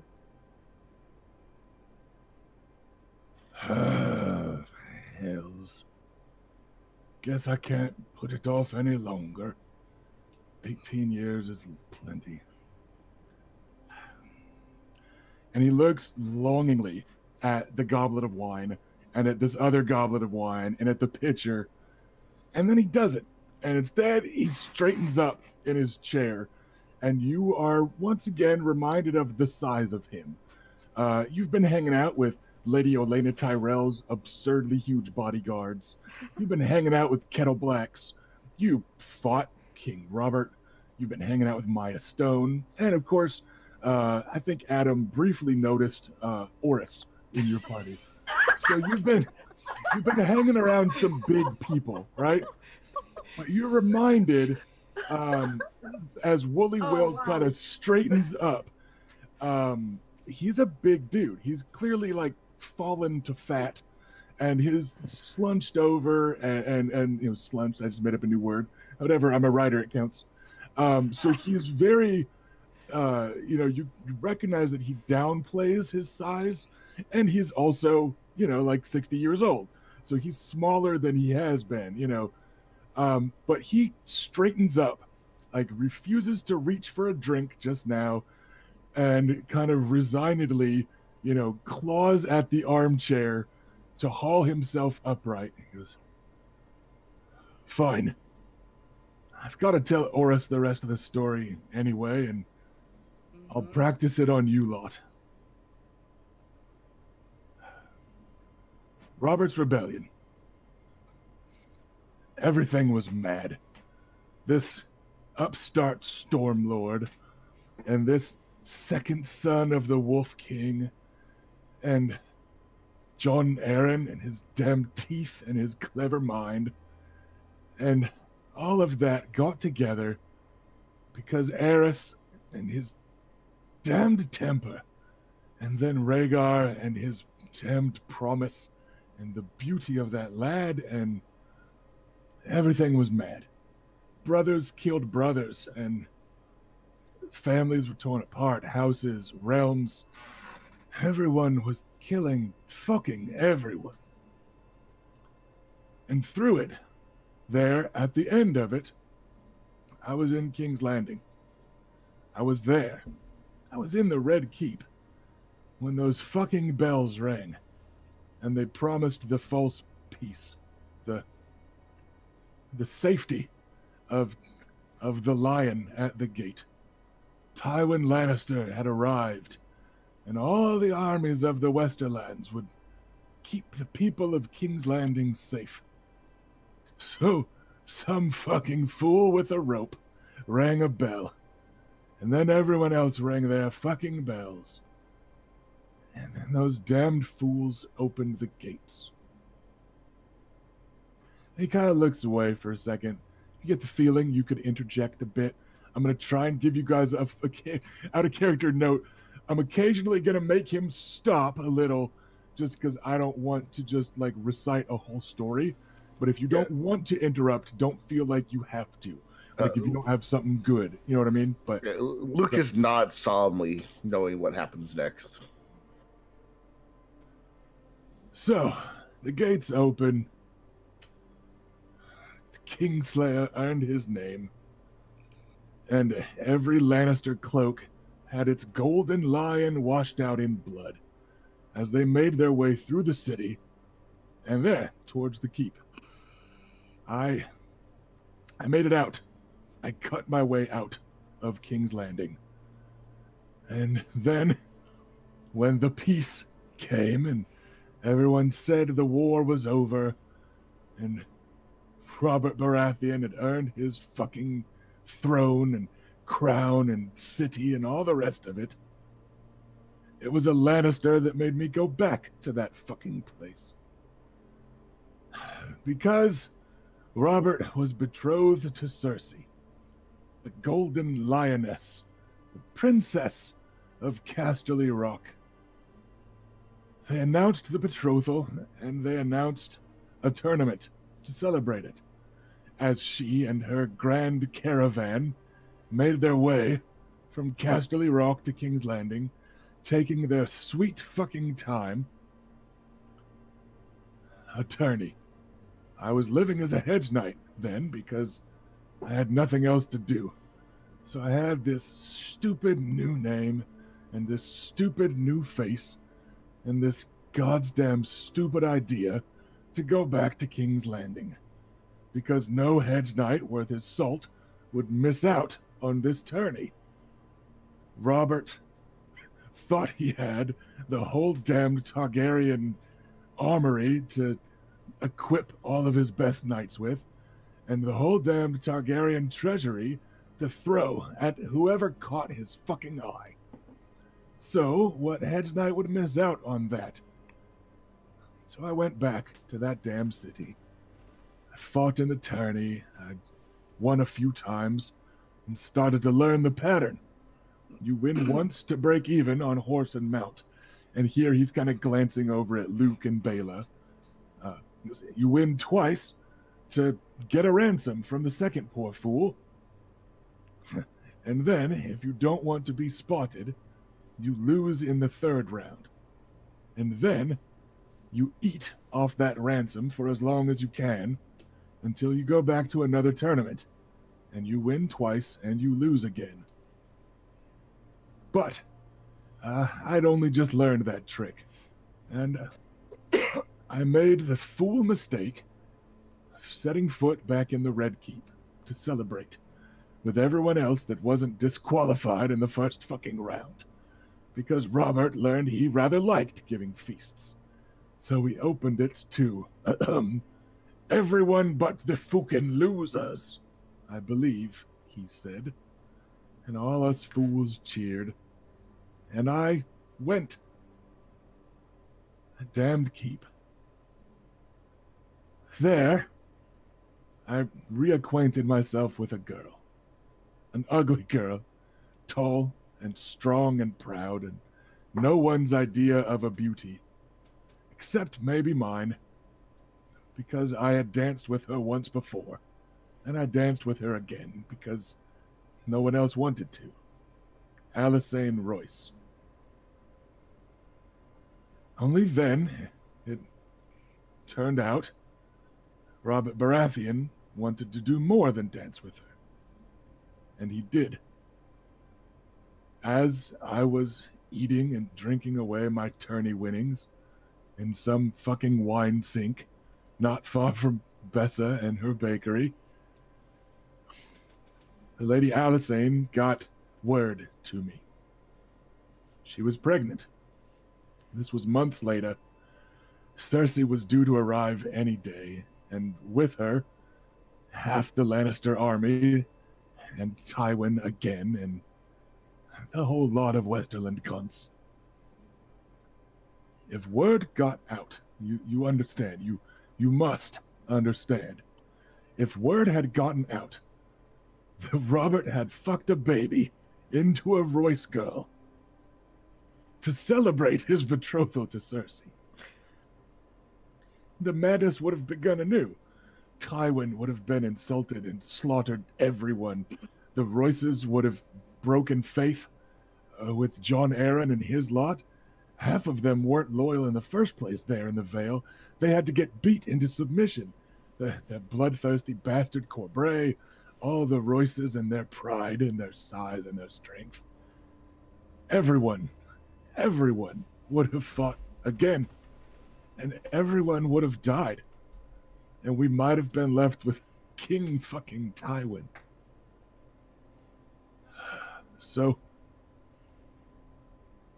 So I told them it was me.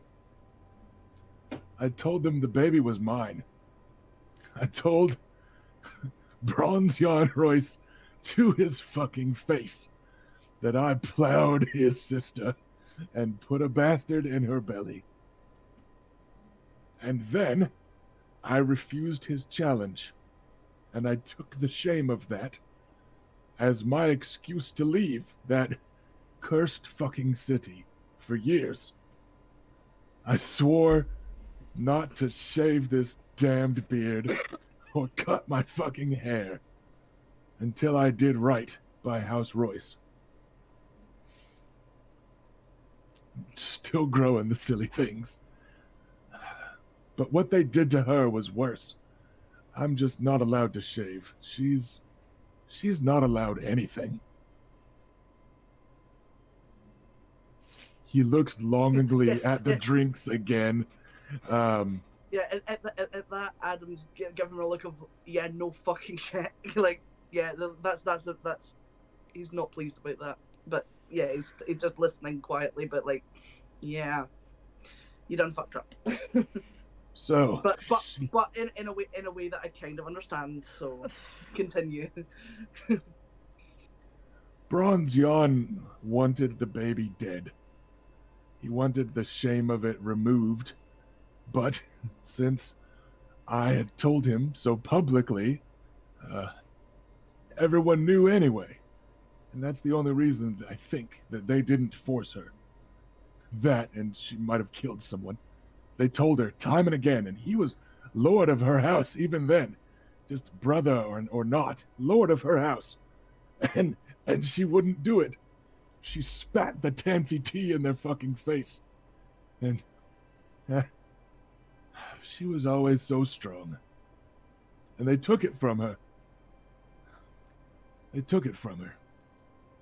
And they took the baby.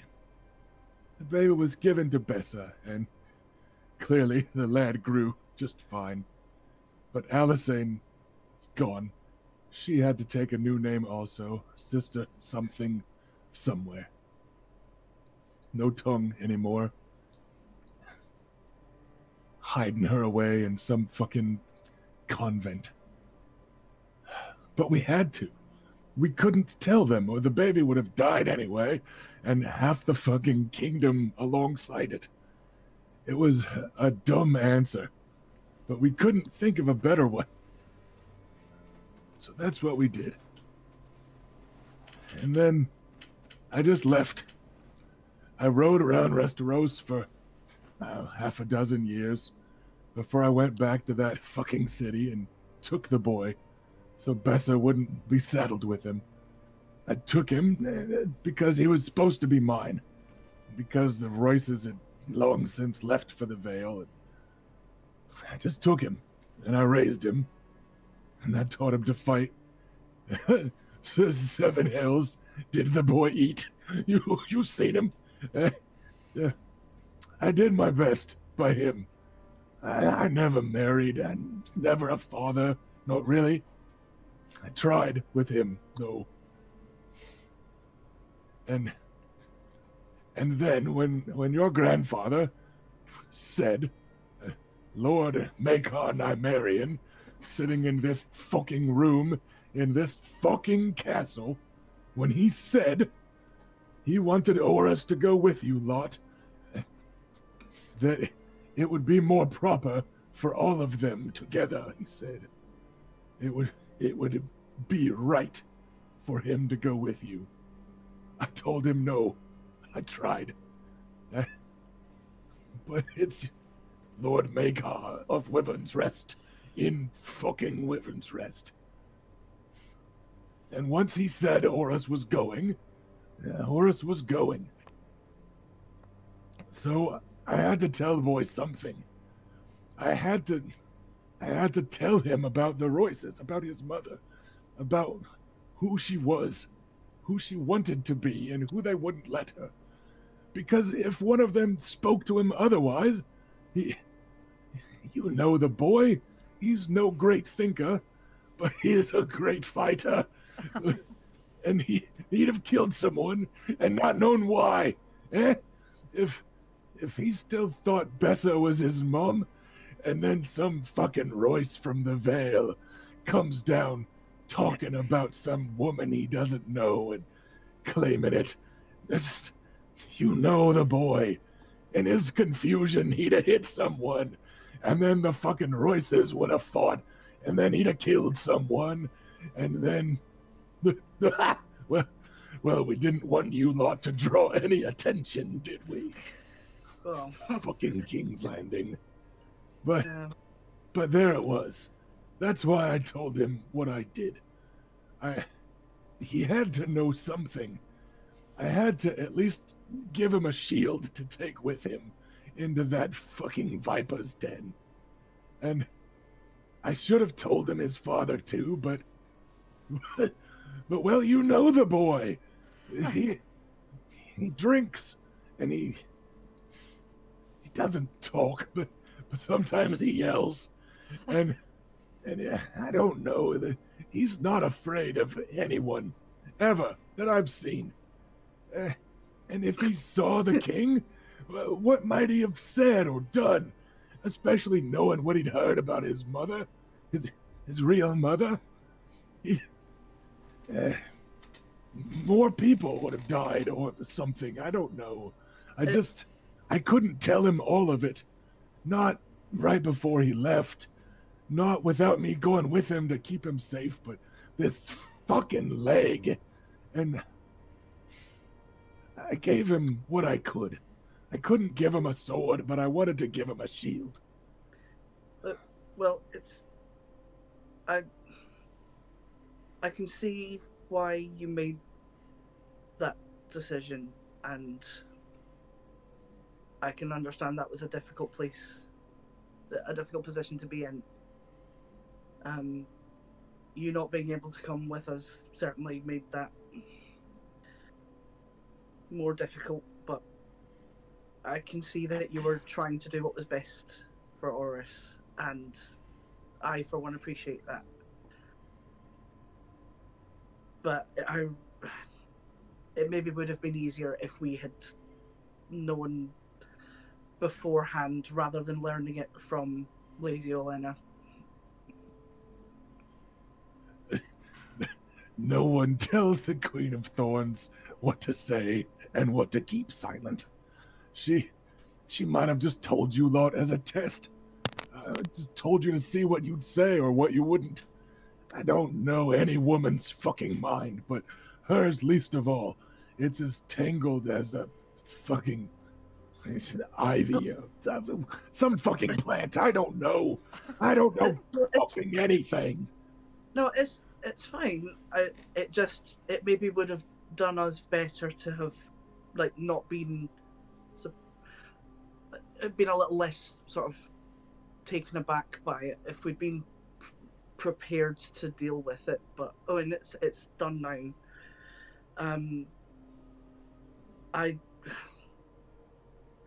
Your story has moved me. I'm not convinced there's anything that you would be able to do to make things right with House Royce, but I hope dearly that you can make things right with Oris. You said they weren't cruel to him, though. That Robar and whoever else. No. They weren't mean to the boy? No. Good. They didn't seem to have any animosity. If anything, I may be reading too much into things from what I knew at the time, but if I perceived any emotion around it from Lord Royce, it was perhaps more sadness, though perhaps only the smallest amount of it. He's not exactly the most expressive person, from what I can gather. Good. He deserves it. Fucking sadness. Like he's... Anyway, I fucking yawn. Well, I mean, he lost his sister. It's... He threw his sister away. Well, you know what? You're not wrong. And I'm not happy about that either. But I mean, I can only imagine the difficult choices a lord of a house has to make when appearances are everything. But I'm trying to be King fair Wallace. with it to everyone about this. You said the boy hit Robert though. Hit the usurper. Yes. Quite Oris, hard. With Oris what? What did he have? Oris was smacking the king around with a warhammer in one hand and a great sword in the other. That boy, he does nothing by halves. He doesn't. Absolutely. That's what I'm saying, though. I couldn't tell him. It just. It's all right. Well, Good lad. I'm not cross with you anymore. It's fine. I just really hope that when you tell this to Oris, that he might understand as well after a fashion, because he's probably going to be angry at first. He'll likely rip my other leg off and start beating me with it. We'll see how it goes. We'll see. Well, I mean, if you're genuinely worried about that, you don't have to do that alone. I'll not put anyone else at risk either. No, I'll talk to him with it. I've run from precious few fights in this stupid fucking life I've had, but I'll not run from this one. So he hit the king twice, you said, and then Robert knighted him. Yes. And here he kind of looks over towards Lucaris, because you guys did make it clear that Luke, he was, what? And he said, cause of me. Yep. He said that he found the concept of any other knight knighting him an insult to you. However, he would make an exception for the man he believed knighted you. Stupid boy. Stupid boy.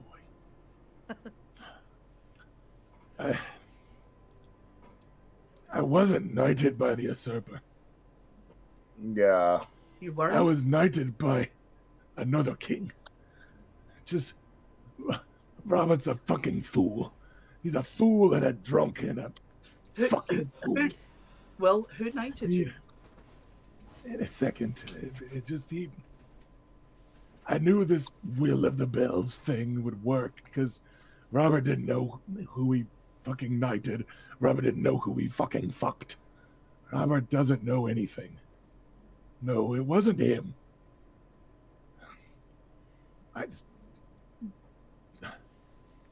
I knelt in the Great Sept. I was anointed by the High Septon, and I was knighted by King Eris. Whoa. You're an anointed knight. From House Targaryen. 7. Hell. And here he Is makes that why a you came to point. grandfather? He makes a point of like straightening up again, and kind of self-consciously raking his fingers through his beard, and doing the same to his hair, and lifting his chin a little. My name's Will. I'm not some fucking hedge knight. I'm Sir Willem Derry. I was master at arms of the Red Keep. Oh shit. Brother, Sir Jonathan, served on the King's Guard when that still fucking meant something. I couldn't let Robert's bastard be known and another war start. Not if I could stop it. This rebellion happened because I taught Rhaegar how to sit a saddle and use a lance. And I wouldn't see another war be on my hands. I couldn't do it. I kneel. Adam just sort of sinks into the chair up, like on the other side of the desk, just kind of And he gets a far away That's 7 hells. That's his quite a eyes scene. as he tries to choke back the tears a little bit. But it is a strong man crying, and you have the distinct impression he has not for a very long time. And he gets this faraway look again. And out of character, I'm going to mention this very specifically because we are in a little bit of an alt reality. So you're about to get a couple different details of Robert's rebellion in a shockingly first person perspective. But it's going to be some of the small differences. Sorry. In the keep, the fucking Kingslayer was the only King's Guard left. That boy. So it fell to me, it normally did, the safety and security of the family. But then came that birth, that cursed birth. The Queen was unwell. The birthing killed her. And then when Viserys threw himself from the battlements, wailing for his mother, that fucking boy, he... And then, so soon after that, the Lannister men, what they did to Elia Martell, what they did to everyone they could. I killed as many as I could, and it was more than most. I cut my way out of there, thinking I'd leave and start some new rebellion. But everyone was beaten. No one wanted to fight anymore. No one could. Not after the Trident. Not after Rhaegar fell. I taught the boy to fight good enough to start a war, but I couldn't teach him to fight good enough to finish one. He still fell to that fucking hammer. So I did what I could. You can't blame yourself for all of that. I can. Oh, right. Okay. You taught him to tilt well enough to beat Sir Well, Arthur Dayne. If I hadn't taught him how to beat Barristan Selmy, if he'd lost, he may have never given that fucking crown of flowers to that Stark whore, and right. It might not have happened. What I meant was you shouldn't. A lot of different people made a lot of different bad decisions, and you can't claim it all for yourself. They're all dead, boy. If it's not me, then who? Look, does it help to blame yourself? Does that make your life better? The blame has to fall on someone. Let it fall on the gods. Let it fall on the Mad King for trying to kill all of his people.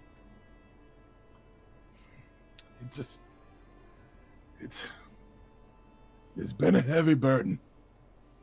It seems like I learned to stand beneath it.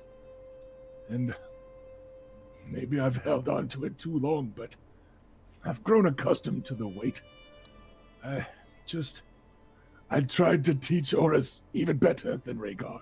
You've seen the lad fight. He's strong as Robert and as good as Rhaegar was. He's the best fighter I've seen. I sparred with the sword of the morning. That boy, I told him not to fight. There's no way he could and still not be seen. That's why. It's not because I'm not proud of him. It's not because I didn't think he'd do good. It's that I knew he would. And I didn't want that. I understand you didn't want him to draw the wrong kind of attention. If it's any consolation, he protested about us encouraging him the entire time. But you swear it. Stannis said nothing to Robert John Aaron said nothing to Robert. Cersei, Right. Cersei did nothing. Cersei, to the best of my knowledge, did nothing. To the best of, like, I can't know for sure what was said behind closed doors, but Luke and I looked Lord Stannis and Lord Aaron in the face, and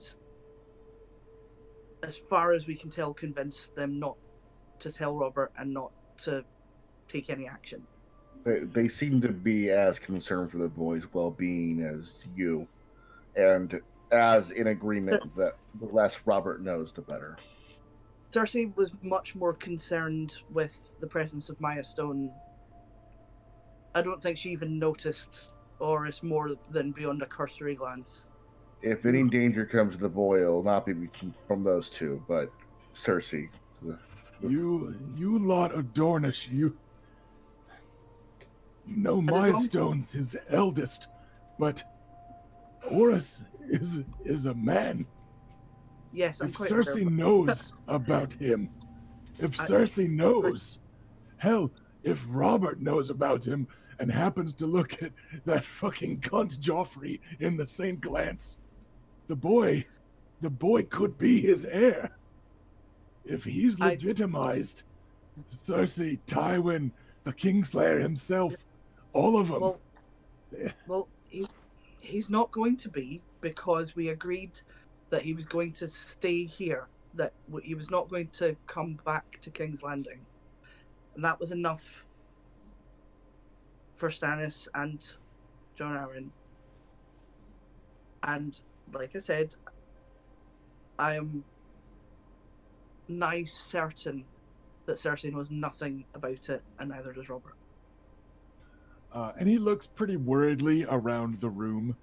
Like, he already asked you guys this, you already answered him, but, you know, he's wanting that, like, extra people tell me extra times sort of vibe.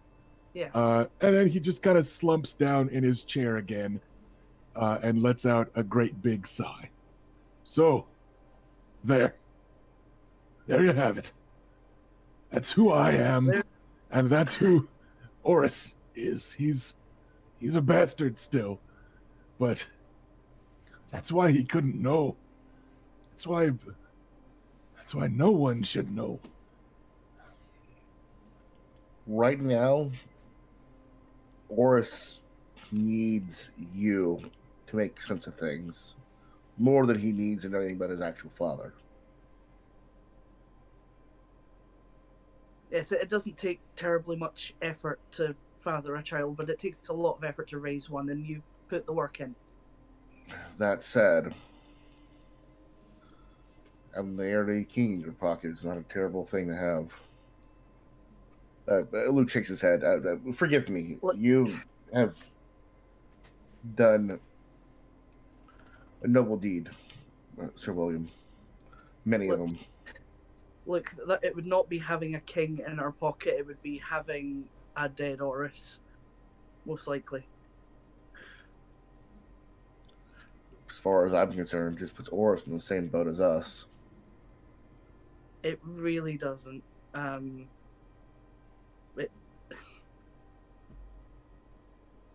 mean, there's already 3 people in King's Landing who know that's 3 too many.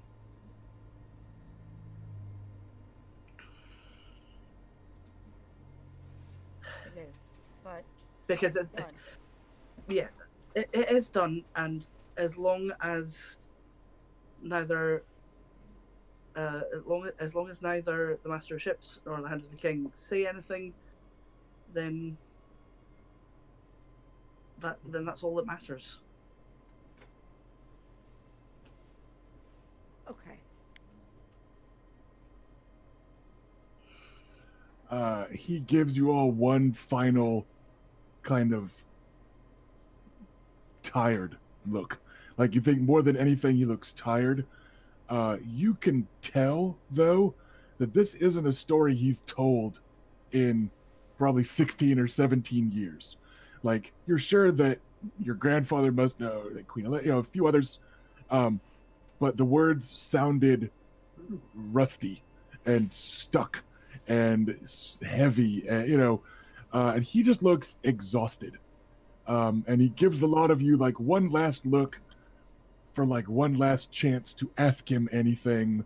Like that's the look he's got. It's almost a plaintive look, like please can this be over now?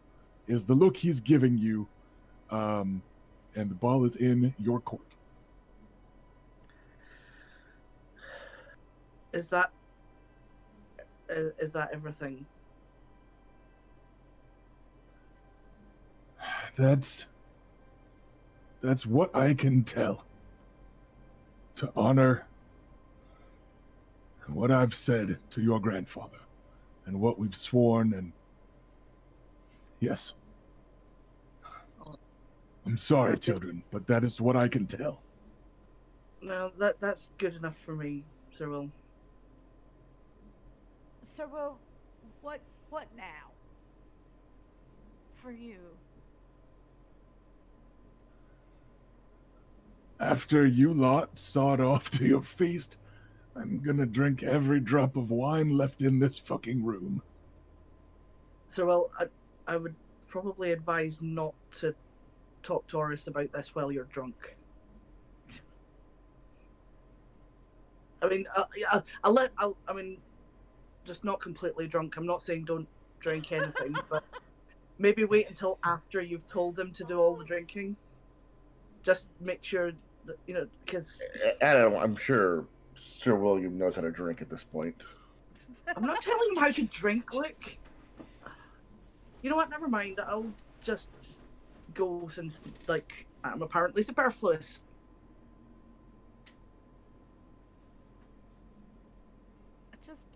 I'll go over to him and put my hand on his shoulder.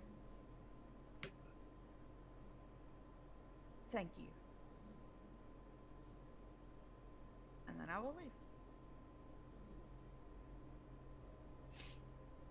leave. Anybody else? Any particular plans, last call for questions or anything? No.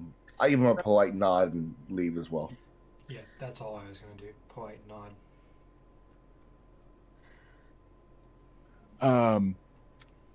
As everyone is gone, except for the smallest and least formidable of you, he will pipe up in kind of a small voice. The other folk were kind to him, were they, boy? They weren't the Royces and that you said, but just folk weren't mean to him.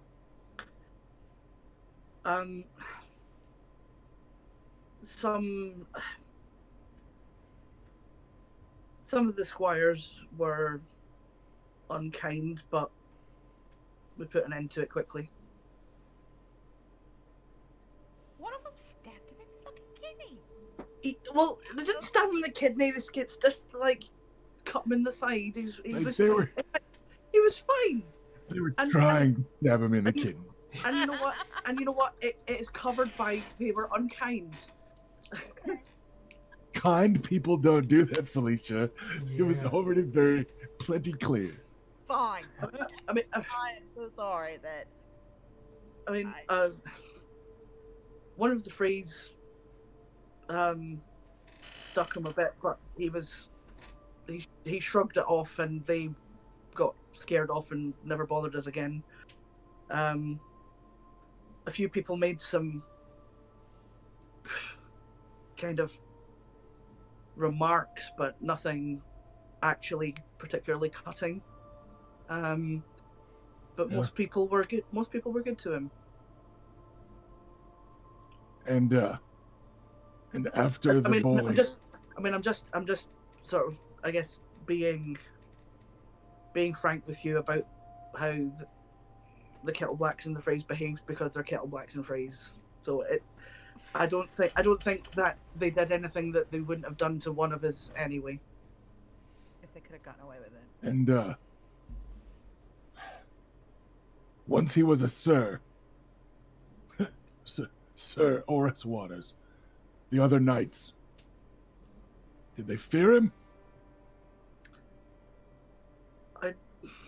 I don't know. You'd probably have to ask him. But they seemed to welcome him.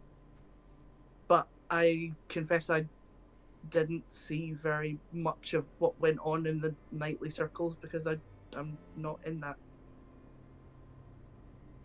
I know. Sorry, lad. Oh, it's all right. You go on. Go have your feast. Will you not be joining us? I'll be down there eventually. All right. Unless Horus kills me. I mean, I am serious if you don't, if because I'll come along with you because he definitely won't kill me. He gives you a somewhat skeptical look when you suggest yourself as his bodyguard. I mean, no, I was more suggesting myself as a breastplate. You could just sort of strap me onto the front so that you can. I'll be fine, boy. All Go right. on. Get yourself some food and some glory and find some pretty girl. Thank you, Sir Willem. Do you want us to just keep calling you Sir Willem? Or I cleverly used my own fucking name as my own fucking name. So yes, Sir Will is fine. All right. He says it in a self-deprecating way, like because honestly, that was probably just like he needed a fake name and it was like, Will, like so it's, you get the feeling that it's himself that he is, poking fun at for the cunning ploy of, yes. Well, it's just more like does he want it the more formal Willem, or that's what I meant. I didn't mean like that, but either one works. I'm not getting myself across very well right now. No, it's fine. You guys haven't ever seen like a birth certificate of Woolly Will or Will of the Bells. It could very well be Willem, except people say Will. Like it's not a society where that sort of thing is very formal, so like yeah, it's fine. All right, and with that, Adam is clear. You all right? Once Adam can breathe, or once Ash can breathe. Yeah, just what happened? I just failed my breathing roll. All right, we will jump cut to your celebratory feast then, which is both welcoming you home, welcoming the new people you brought with you, celebrating your victories, welcoming Lucaris back home, etc., etc. If you want, you can go get changed before heading down. If you do go get changed, please be prepared to describe your fancy feast garb as you make your way to the main hall of Wyvern's Rest. Is anybody getting changed beforehand? I am. I've only had these clothes on a few hours. It's fine. I'm fine. Yeah. So it sounds like Reyna's wanting to dress up some and look more airy before she shows up, but everyone else more airy. Yeah, Luke's good at how he is. He's comfortable. All right then. What is Reyna wearing as the four of you slow motion walk into your celebratory feast, like the cool kids walking down the hall in fucking what's the witch movie? Anyways, whatever. Go ahead. Like what's Reyna got? Like, yeah, in the craft. Remember that scene where like they're doing the slow motion, like the cool popular girls walk down the hallway. Then like they copied it in X-Men Evolution because it was fucking iconic. And anyways, like you four doing the like, the cool kid. Okay. Changes into a simple gown of gathered fabrics that start with a collar, comes down like this, and is strapless. Not strapless, but the shoulders are bare. In the back, it does the same kind of hourglass thing, and so it's open, like right above the hips on both sides, and then the skirt just, it's long but so lightweight it doesn't matter. And and it's just it's got some light beadwork around the collar, the strap, the wide collar, which is the wyverns in one, and the dress itself is actually kind of a silver. What are you doing to your nose? My nose is itching. I'm sorry. Okay, I thought it was like, are you trying to remember something? Is that your like a symbol to Bela to start stabbing people? What's going on? I brought That's Sunfire time for a for reason. cocaine. All right. Yeah, and then she just, that's it. Simple costume change. All right, and then Adam was just going to hang a little extra tinsel on his Christmas tree. So what are you doing to spice up your already comfortable and impressive garb? Yeah, I mean, because like he was already dressed like quite fancy, but we'll probably like put jewelry on, I guess. I like to think that he went back to his room to kind of go like, I'll just fancy this up a bit. I'm already fairly fancy. Like think about like maybe taking the bow down to show off, and while kind of debating that, be kind of unrolling like the thing he's got all his jewelry in, and kind of find his opal of obscene size, and be sort of flooded with memories, and kind of go, you know what, I'm gonna put this on. The opal of obscene size, like it's a magic item.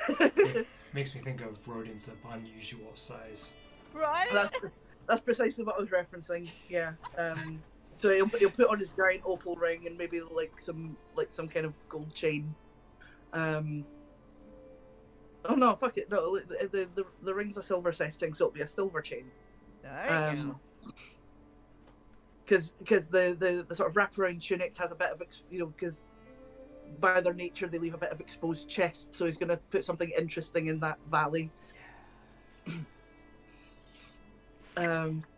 Even though like it's probably going to look less impressive because he's not all sort of swarthy looking like the Red Viper. He's a bit peely-wally. What?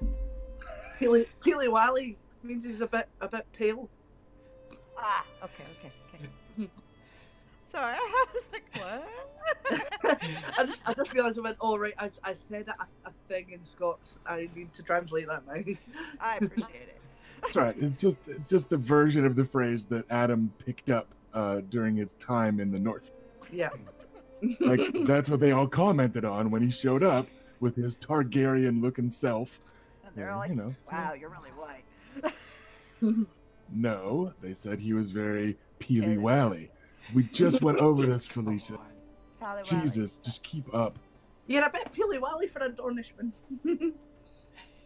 And look, he's got pants on too. Like it's just all been lies. Yeah, that's probably fairly accurate for his experience of White Harbor, of like people kind of like giving him shit. Yeah, probably.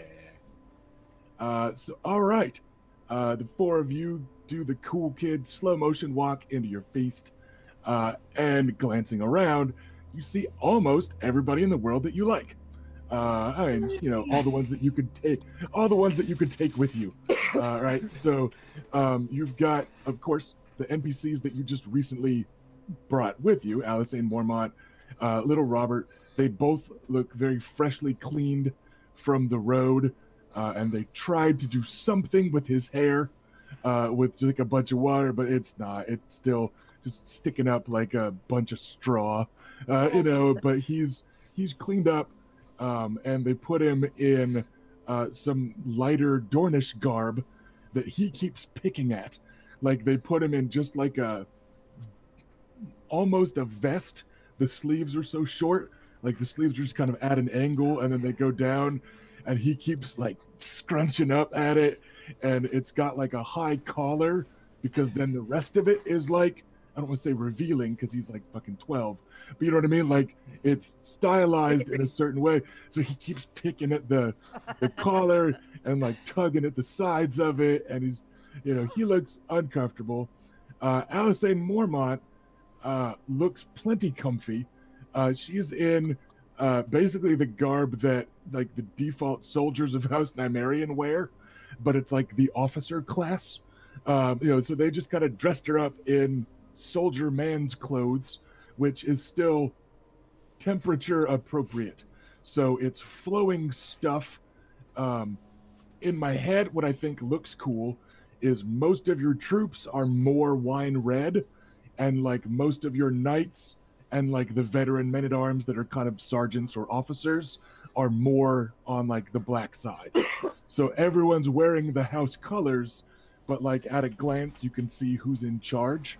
You know what I mean? So like she's in more the black side of the Nymaryen color gradient.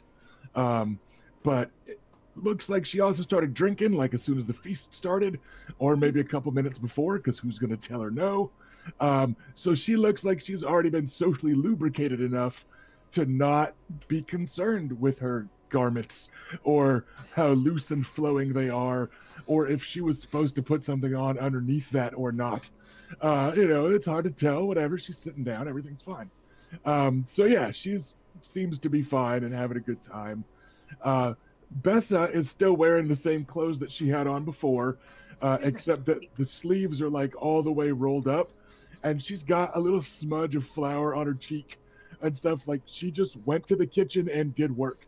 So there's like smears on her apron, but her sleeves are up as the one concession to the heat. But also, it looks like some of the buttons were undone on her blouse, but she has on that apron, so no one has died.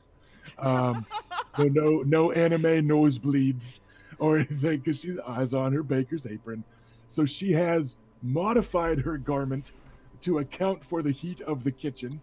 But she's just like sitting at a table already eating and drinking with folks, with some of the other, servants and stuff, just fitting right in.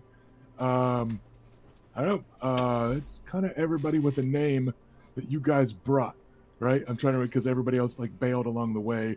You guys don't actually have Beric Dondarrion in Reyna's footlocker or anything. Wait, have we checked? Man, that really would have been embarrassing if those knights dumped the wrong chest on the floor and they were like, "Here, grandfather," and like out comes a Stormlander with no pants. They just dump a naked Beric Dondarrion out, and it would have been. Sorry. That would have been a little awkward. I reckon with a good enough roll, Adam could have spun it. That's mine. I mean, That's fine. Well, given how bad he is at deception, that's probably how it would have ended up. Yeah. So, Lord Makar, he is basically always dressed appropriately because he decides what appropriate is, and he's wearing the same stuff. He just went straight from the Solar down there. But you do get another good look at Sir Derek Fossaway, the strong cider, who is there with some of the other officers and stuff, and he's already laughing and drinking and having a good time with Alisane Mormont. And he's also dressed in the kind of martial garb of the house. His has a golden trim on it around the outfit as a nod to the core colors of House Fossaway. Your maester is there just wearing maestery shit because that's what they do. Sir Adam Bridington is wearing the colors of House Bridington, but it's like the fancy version. And remember, he is kind of a tall, rangy Liam Neeson-ish type. He is also of about Liam Neeson-ish age. Well, the way Liam Neeson tends to portray his age in several movies, you're guessing is 55-ish, right? Kind of mid-50s. But he's hanging out up there at the high table as a landed knight. And so is the Lady Elia, who is just wearing some leather armor. And it's got like flowing silken type of pants, but she's just wearing like the top half is just her leather armor with her arms exposed showing off a couple scars, showing off the guns, showing off the tan, just wearing leather armor instead of a shirt. And she is, because she's also a landed knight, she is also up top at the high table. And I believe that's all your highborn. Septon Jum is still back. He's hanging out in Bridington lands because he's kind of the second in command under Adam Bridington. So he's not there. Yeah, I believe that is everybody. So, where do you lot want to go? Here in your feast. We've got the better part of an hour to hang out, and my plan, just out of character, Lee, was to let you guys spend it hanging out with some of the NPCs that you haven't gotten to hang out with very much yet. So who wants to go after whom and have some conversating? I'll go first. I think. Okay, go ahead, Bela. Okay. I'm going to go up to the table with Aunt Elia and Sir. Oh, geez, you just said it. How did it leave my mind so quick? Sir Adam Bridington. Yes, thank you. And Grandpa Makar. Yeah. Right. Yeah, I'd like to go up there with them to sort of tell them about the glory of battle in a very similar way to a Klingon telling battle stories. That's what this is going the story. to be. Yeah. So it's going to be kind of similar to what I told to Grandpa Makar, but it's I'm going to open with I got to fight the king. Sir Adam chokes on his bite of food, and Aunt Elia just laughs out loud. This mad cackle that normally means she's about to kill somebody. Before I tell you that one, let me just share some of the other cool fights that I got to do. And so I'll give some like brief things about the joust, and it was cool to see like all the horses and all the armors and the knights and such, and here I am, and then win my first round, took sort of a dodge a bit, and got unhorsed in that very first round because I was helping out our cousin Will, bless the seven, and then took him on the ground instead. It was a little bit of a nasty fight, but I got out of there and was able to handle myself there.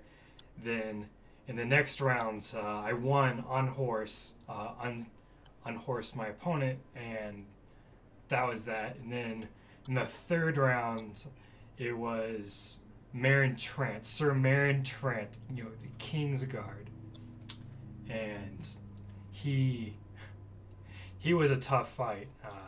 Knocked him off his horse just barely, and then got off my horse, and it came to blows on the ground. We were just blow after blow hitting each other, but thanks to the Valyrian spear Sunfire here, I managed to get the last blow before he finally yielded under my strength, and he was cursing me the whole time. And see, he has this bad reputation of hurting some women in town, and the other women, they don't like him so much, and so I made sure to teach him a lesson. And Sir Adam, like there were, I don't want to call them interjections, but like when you mentioned cousin Will, Aunt Elia toasted to him, that sort of thing, and to the will of Will, maybe find a new one, right? That sort of thing, all while listening. And Adam, Sir Adam Bridington, gives a little nod. He goes, Marin Trent. Well, they're all just Robert's Kingsguard, but he's not a cunt like Blunt. He's supposed to be a good fighter. Well done. Thanks. Love the cut. I mean, he's also a cunt, but it was close at the end. I just managed to get the best of him, and that was a rough fight. And then the next round, the other side of that jousting arena was Sir Garland, and the stories they tell of him, they don't do him justice. Both on Which the field, ones? Yeah. all of them. Whew. Yeah, and Elia gives Adam Broddington like an elbow in the ribs, like he's in on those stories. But yeah, like she's the one that cackled out the which one, if that was unclear to any. He's as handsome as they say, and fights better than they say. I hit him solid at the first pass, like solid, about as good as I've ever hit anyone in. He was still in the saddle. I don't know what I could have done better, and unfortunately the second pass he knocked me off, and if I hadn't been needing to prepare for the melee, I probably would have challenged him, but I knew I wasn't going to be any match for him on the ground, so I just honorably took my loss. Sir Adam gives a knowing nod. He goes, "It's unusual for tourneys to even allow finishing a fight on the ground, but given the circumstances, withdrawing, you maintained the strength of your forces before a later clash, that sort of thing. Made perfect sense, girl. You did good. You did good." And Elia's answer is he also as honorable and married as they say?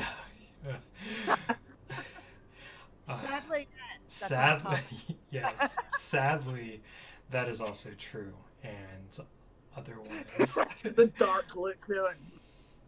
otherwise, I might have found out other rumors as well, but I cannot confirm those. Could have seen how good a wrestler he is. That's right.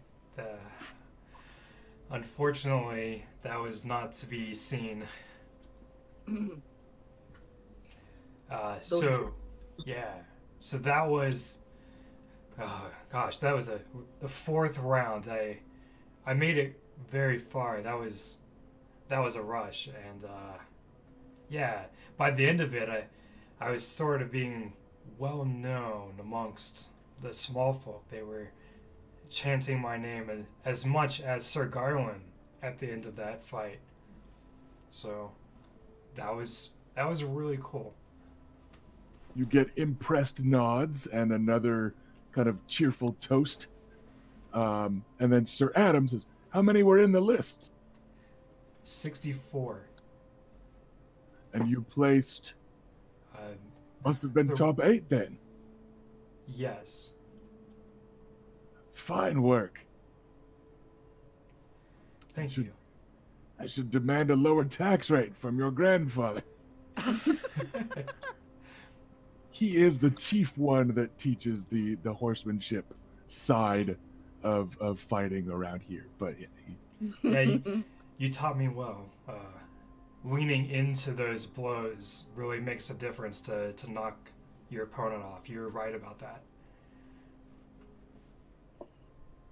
You've got less mass than probably anyone you're going to be fighting. So technique's the answer. Accuracy, eh, Elia? He gives her a little nudge, and she's like, "Accuracy and technique, yes, honorable and married. What about after the tourney? What about the real fights?" Well, there was a real fight in the tourney. Well, you don't want to skip this. That's where I fought the king. I actually got a few blows on him, too. Though not as much as Sir Oris. But the melee, there were 7 of us, and it was Reyna, myself, Sir Luke, Sir Vannon, our cousin Will of Will, said Oris, and Nate and Nathan Lucas, and That bastard. the seventh was, oh my gosh,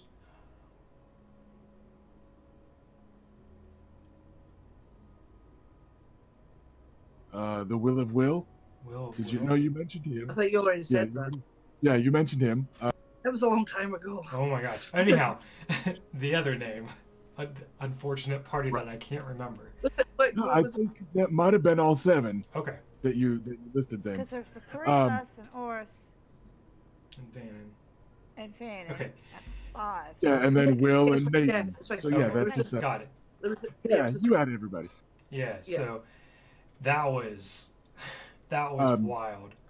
For the record, during you rattling that off, they drink another toast to the Will of Will, and they also drink to Sir Vanon Rivers.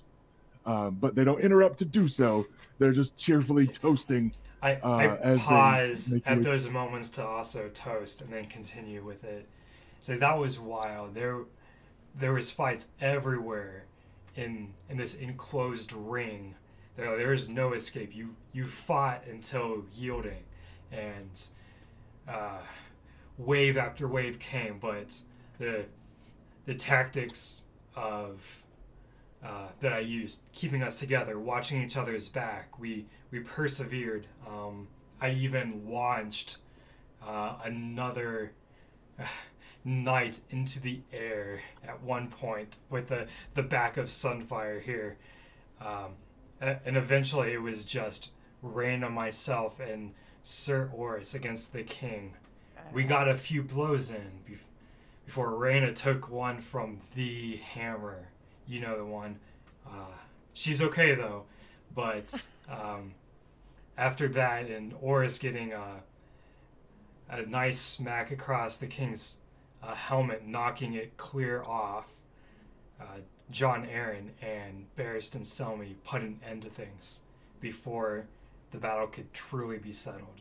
And people might say there was no doubt about who was going to win that, but it wasn't so clear. Aunt Elia lifts her glass to you and drinks the rest of it in a toast to you clashing Sunfire against Robert's hammer. And then finally the real fight, the trial by 7. The first trial by 7 in almost 100 years. The first trial by 7 with a woman. And I grin mischievously at that. Sir Adam gives you a little laugh and goes, "Who was she?" It was me, of course, I say in a boisterous, loud voice. Lady Bela. They lift their glasses again after tricking you into announcing it. and the 7 of us defending our honor from the vile accusations of House Lugas. And we were victorious. I fought off against Sir Archibald Ironwood. Aunt Elia spits in the feast hall. She just, no question, no doubt. She just turns and spits right there at the dinner table. Yeah, you might want to mention that you cut his head clean off. I have something to say about that. You'll see in just a moment. Oh god, you didn't bring it home with you, did you? No, that was no.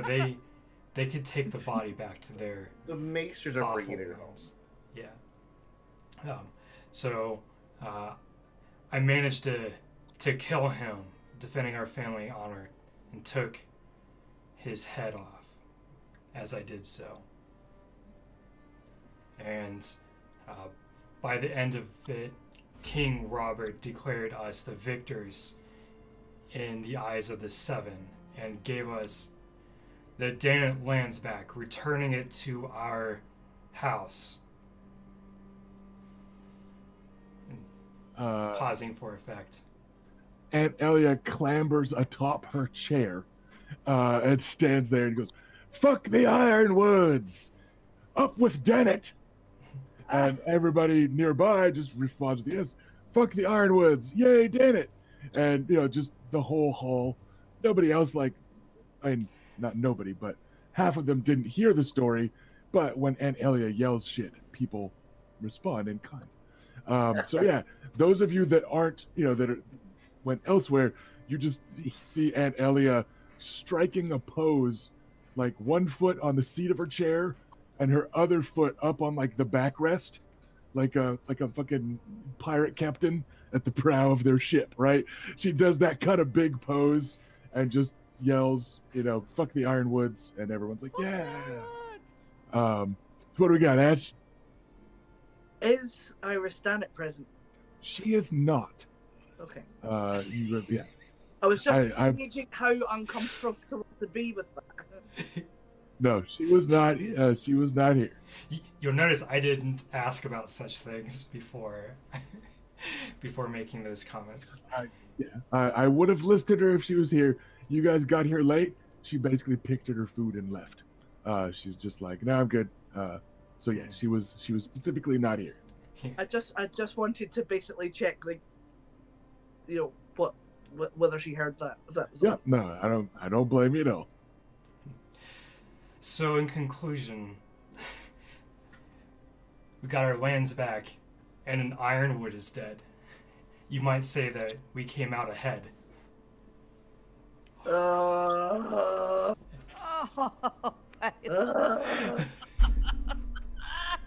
And Elia drops her goblet and hops out of her chair and sits down and shakes her head. Dang it. Sir Adam Bridington, who is of fatherly age, but is not a father, he enjoys your pun immensely because it's a dad joke. How long were you sitting on that one, Erica? All session. I was just like, when am I going to say this? When am I going to say it? Like, in front of grandfather? Was it just this session, or did you think of it like 6 weeks ago? No, it was Erica, earlier today. Don't lie. All right. So yeah, Aunt Elia slumps defeated and ashamed as her answer to your punnery. But yeah, Sir Adam roars with laughter, etc., etc. Aunt Elia, you should speak with young Adam about his big accomplishment. I won't steal his thunder, but he's very proud. Please steal it. Oh, is he? Adam, come on over here. What, did the boy get betrothed while you were up there? Fall in love with some pretty northern lass? Not quite, but no. This might be... I guess once I've been called over, I'll start making my way over. Yeah. Yes. Pretty northern lass, burly southern I boy, put my, all the same thing. Shut up, Luke. Well, not shut up. I mean, by all means, talk. Just don't. Luke is some distance away. Okay. Yeah, Ash meant shut up, Robert. That's all. It's fine. Yeah, fair. I put my arm around you, Adam, and I say, so flustered now. So Adam, tell Aunt Elia about your big accomplishment. Oh. Oh goodness, I'm quite embarrassed now. I won the archery contest at the tourney. Yes. What? She snatches Sir Adam Bridington's drink away from him and leaps back up onto her chair. Oh goodness. To Adam Nymaryen, the best archer in King's Landing, she bellows with her battlefield command voice. And everyone roars back, Adam Nymaryen! Rah, rah, rah, rah.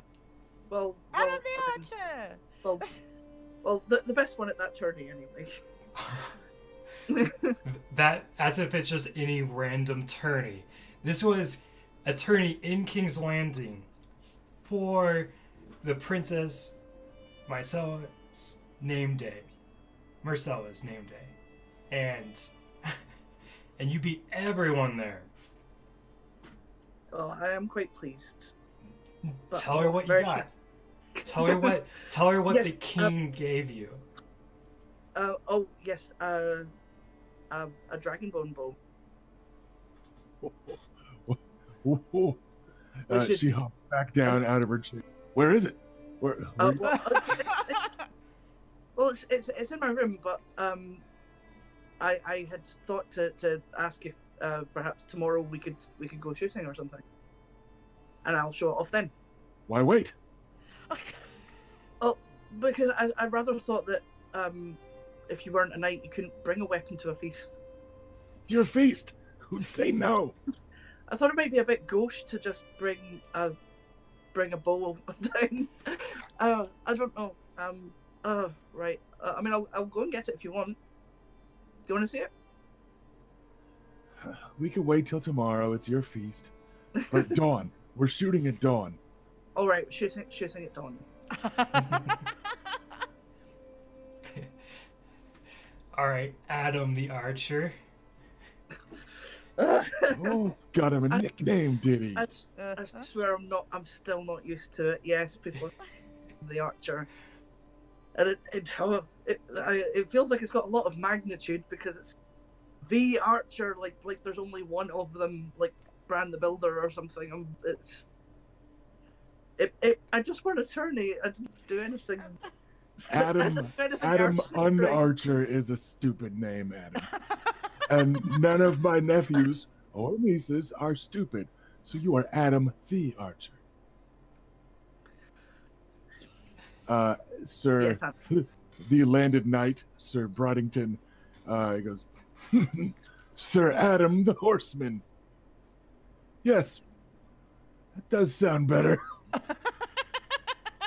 well, sort of. I mean, this isn't as big an achievement, but speaking of that, I have started riding again. Have you? Good I lad. clap you on the back. Just a little bit with the help of Lord Dondarrion and his squire. They help, and Luke lent me his horse, and I've still got. Well, I'm still quite rusty at it, but I got back on the horse eventually. Well, you Lord Beric Dondarrion. Yes. I don't know, like. Well then, I will drift that If you- way since I heard his name. if you were still awkward on the horse, despite his tutelage, it can simply be written off as the incompetence of Stormlanders, or the uneven ground of the Stormlands, because they can cock anything up. After you're done shooting with your aunt tomorrow, let's get you on a proper Dornish steed, excuse me, on some proper Dornish soil, and I bet you'll do just fine. So, after lunch. Right. Yes, certainly. I plan on getting a new horse, but I would welcome your help with that as well. Sure thing, lad. We'll find you one.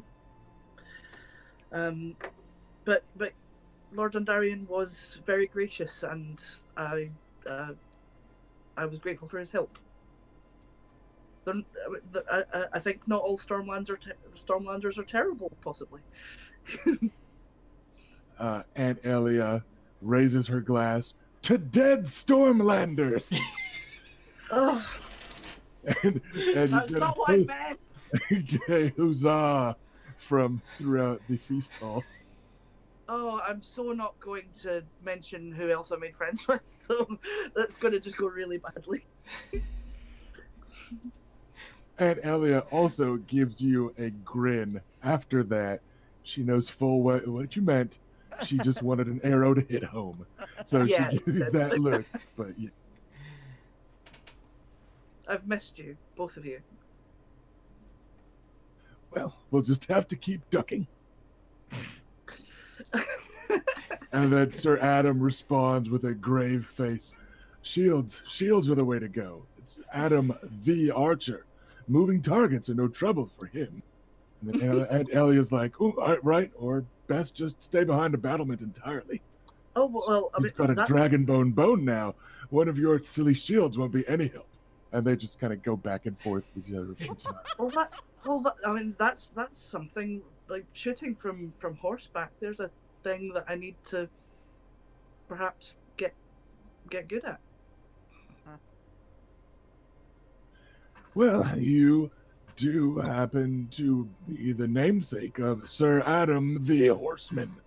So if anyone can teach you how to do that silly archery nonsense from the saddle, I'm sure that it's your Aunt Elia, she cuts him in. Elia the Archer, as it turns out. Not called the Sandstorm for nothing. And they start to bicker with one another a little bit. They're just the best. They are.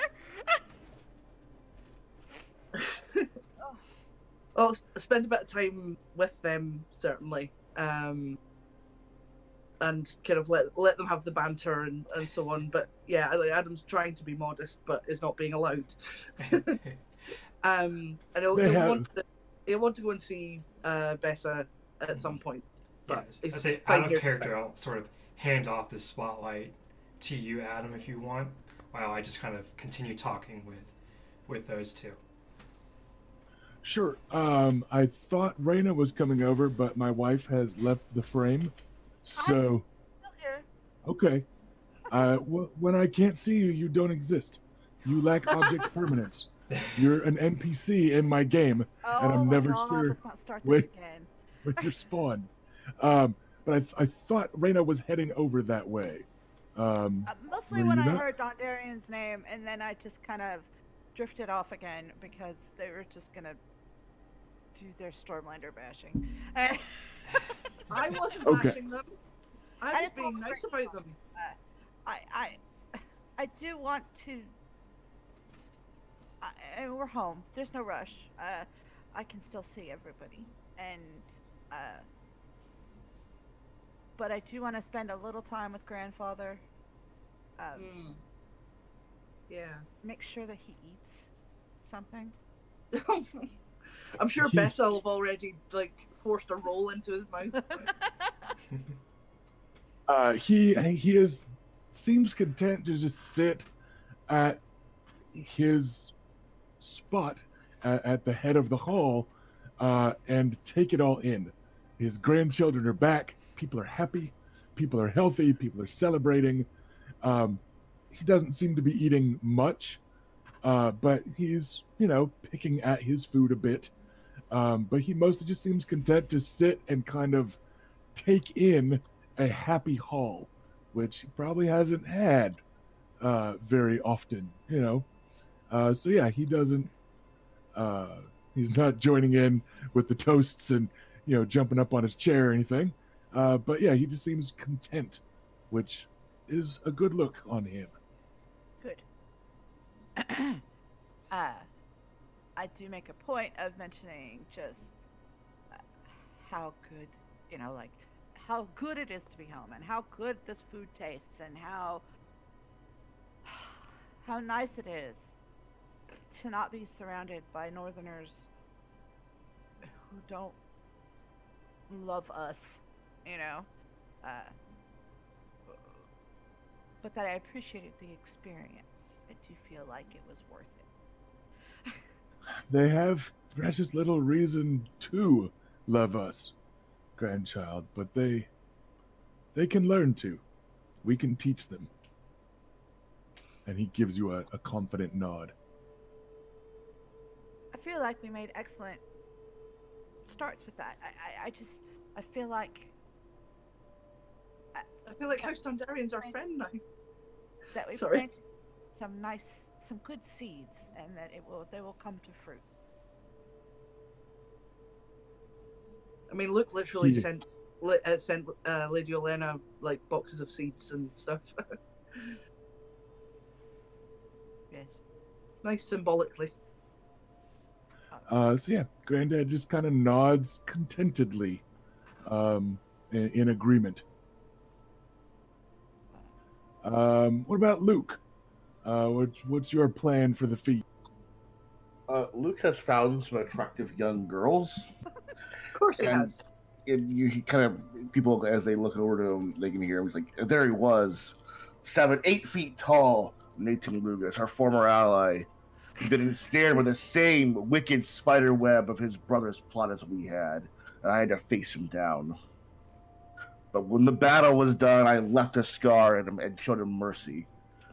He's giving the tales from his point of view, which are all slightly more heroic for him. Of That's- course. I love it. I love that it's basically narrating it like it's Scaramouche or something. Sir, this is a Burger King. I don't know what you're... He's also going to heavily imply that Orton Lucas is a skin changer who could take the form of a spider, or so the rumors went. We can't confirm that. They seem suitably impressed, suitably afraid, suitably, like they've had enough to drink, and also they are castle small folk, and you are one of the lords of the castle, but you're also easy on the eyes and stuff. They are contentedly going along with your story in a good-natured, wine-lubricated way that keeps conversations flowing smoothly. That's essentially what he's doing. So I'm really out of it. So that's why I just Right. That's fine. okay then.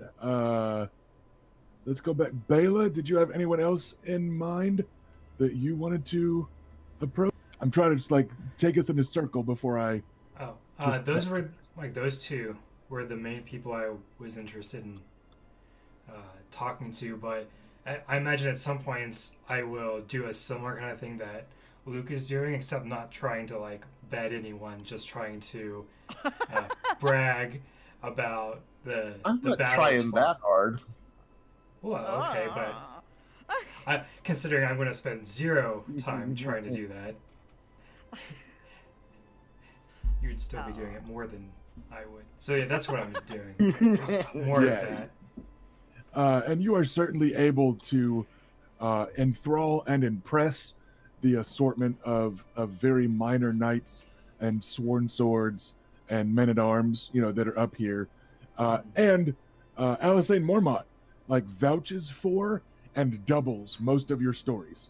She's like, I was there, I've seen it. And she's like, Dondarian, I fought him too.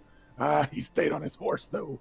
And they just, but she'll be going along with it with kind of that same group of, the Master at Arms, the Strongsiders, or Derek, and some of the other kind of, knights and, so she'll be over them just, completely backing you up with whatever claim you make. She'll go, yeah, no, I've seen it. And you could be like, and then I fought the mammoth. And she was like, I thought you got 2 of them. She's just getting a little carried away, a little bit drunk.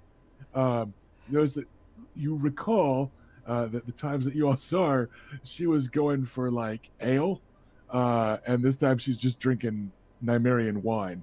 So you think maybe the quality might be overtaking her usual quantity. So she's getting louder, and the Mormont accent is coming out more and more. But yeah, she just cheerfully joins in. Awesome. Yeah. Okay then, back to Ash. Was it Bessa, I believe, that you said you wanted to go visit? Yeah. As you approach, her maternal sense tingles or something. Maybe she sees your reflection in the silver of a goblet approaching from behind her. Maybe she hears the uneven, distinctive gait from your twisted leg. Either way, just before you're about to announce yourself behind her, she turns and goes, Adam, come here, lad. And she is tearing open a roll. And thrusting it towards you. I thought she had a and you- secret or something. No, it's a and- roll. He goes, look at the madness we wrought. That's the word, wrought? Yeah, look at this. And she's stuffing the roll in her face. And it's one of her yeasty rolls, but it's got like cubed up chunks of like cheddar cheese in there, and also mixed in diced up Dornish dragon peppers. Kind of, it's like jalapeno cheddar rolls. And she's like, Holy look shit. at this, look at this. And she's like basically stuffing one right in your face. Bessa, this is the greatest thing I have ever tasted. And look at this, it's only just my first dinner. I was going to ask how you're settling in, but I think this is the answer. This is perfect. I love Oh. it. Thank you. So many wondrous things to work with, and I'm not having to buy it all from anybody, so I can just cook what I want, bake what I want, feed who I want. Speaking of which, and she shoves you the other half of the roll. Go on. Yes. I'm Late like- to your own dinner.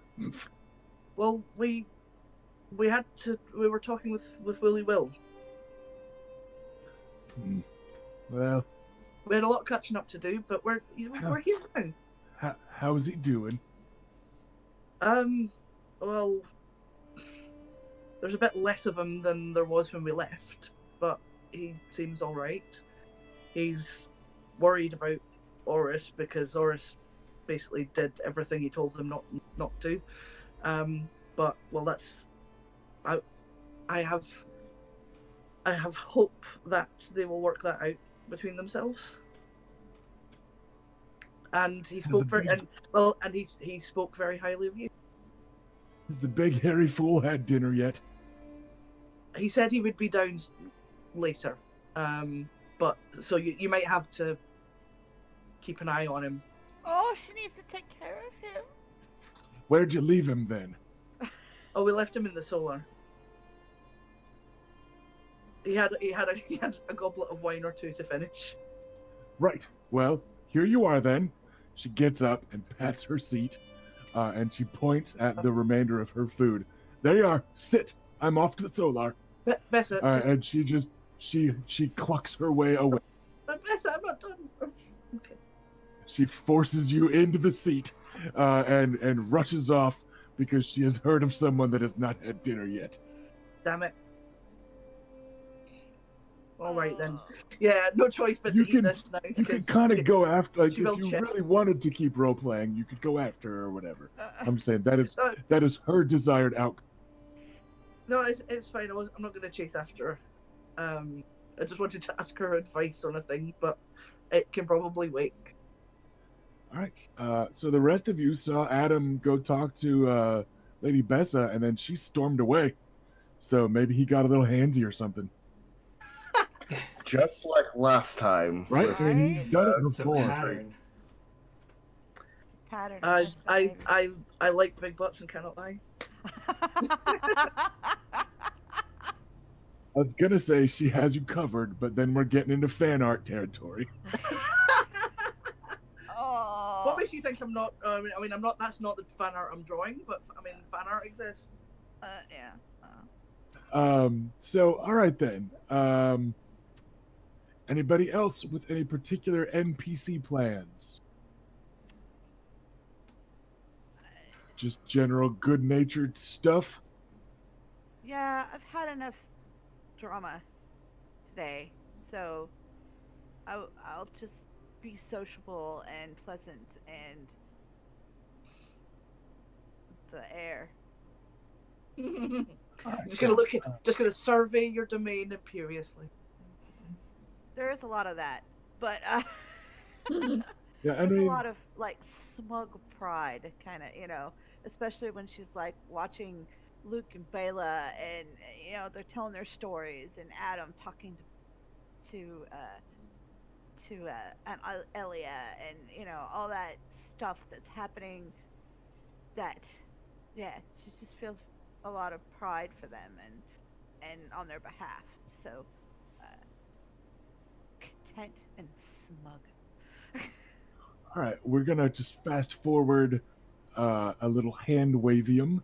Let's say it's been maybe 20 or 30 minutes after that of everybody just kind of chilling, having a good time. Raina is, up there sitting with Grandpa. You can just you can literally take a seat from anyone but Grandpa that you want to, right? So you're able to get the seat next to him, that sort of thing. And the two of you sit there and you look a little startlingly familiar to everyone else in the hall, or similar, not familiar. And except for the fact that he's like a 70-year-old man, and you're like some super hot little 20-year-old, the look on your face and the posture and the, you know what I mean? You guys both have that, right? So you're up there, and Adam, where did you wander off to after eating the food? Did you kind of fall into orbit with Bela, or head up towards Raina and Grandpa, or? I think probably I would want to check in with Grandpa, because just if nothing else, to just let him know that Will and ourselves had that conversation and things are okay. So I'll kind of start that way, but we'll maybe chat to Raina a bit as well. He will just nod to the seat on the other side of him. Go on, have a seat, lad. Sorry, wrong voice. I knew you lot must have talked it over because you came down here, but I'm glad. I'm sorry, and he says this loud enough for both of you, I am sorry for the lies and the secrets and the ones that yet remain. And I'm sorry for burdening you with these. But you are, despite being my grandchildren, not children anymore. You deserve to know, and you need to help carry the burden of these secrets now. I know you just want to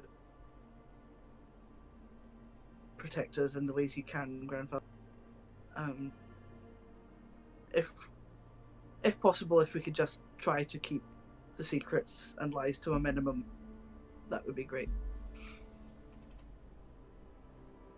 He gets a faraway, sad look. He goes, "It would have been, yes, foreboding." But then, on the other side of the hallway, down comes, you hear the limping of crutch and all that, and you hear the bear-like growl of Woolly Will as he's hobbling his way in on his one good leg and his crutch. And you remember his beard is this bushy red gold that's getting white streaks in it. Well, his beard is quite a bit redder than the last time you guys saw him. And Bessa is getting swatted away from him, following him, wiping at his bloody face with her baker's apron.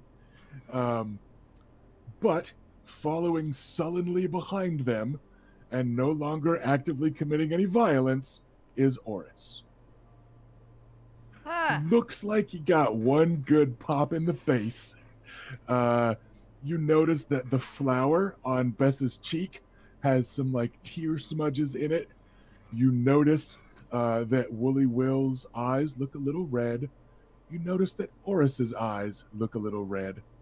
But it looks like they had a good hour or so of talking it out, getting punched in the nose once, talking it out some more.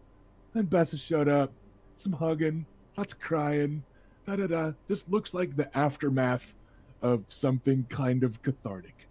Aw. Yeah, I knew Bessa would help matters. Right? She makes everything better. Yeah, she's magic. She's what they need. Yeah, she's a sweetheart. So, anyone with particular reactions to them returning? Yes. Felicia, are you good? Okay, Robert, any big reaction to that? Erica. The raised eyebrows. I go about my business. And I guess, go ahead, Ash. I was just making a big show of not watching you wag your tail and jump up and down. like a little sausage dog. I have years of seeing more excited begging than yours.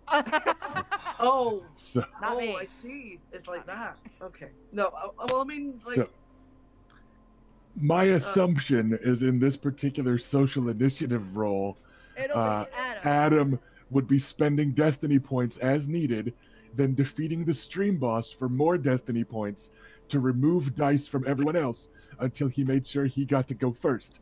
So, Ash, well, how does Adam react? I mean, I wouldn't be an asshole about it or anything, but I do have like 4 destiny points and 2 temporary ones, so. So And- yes.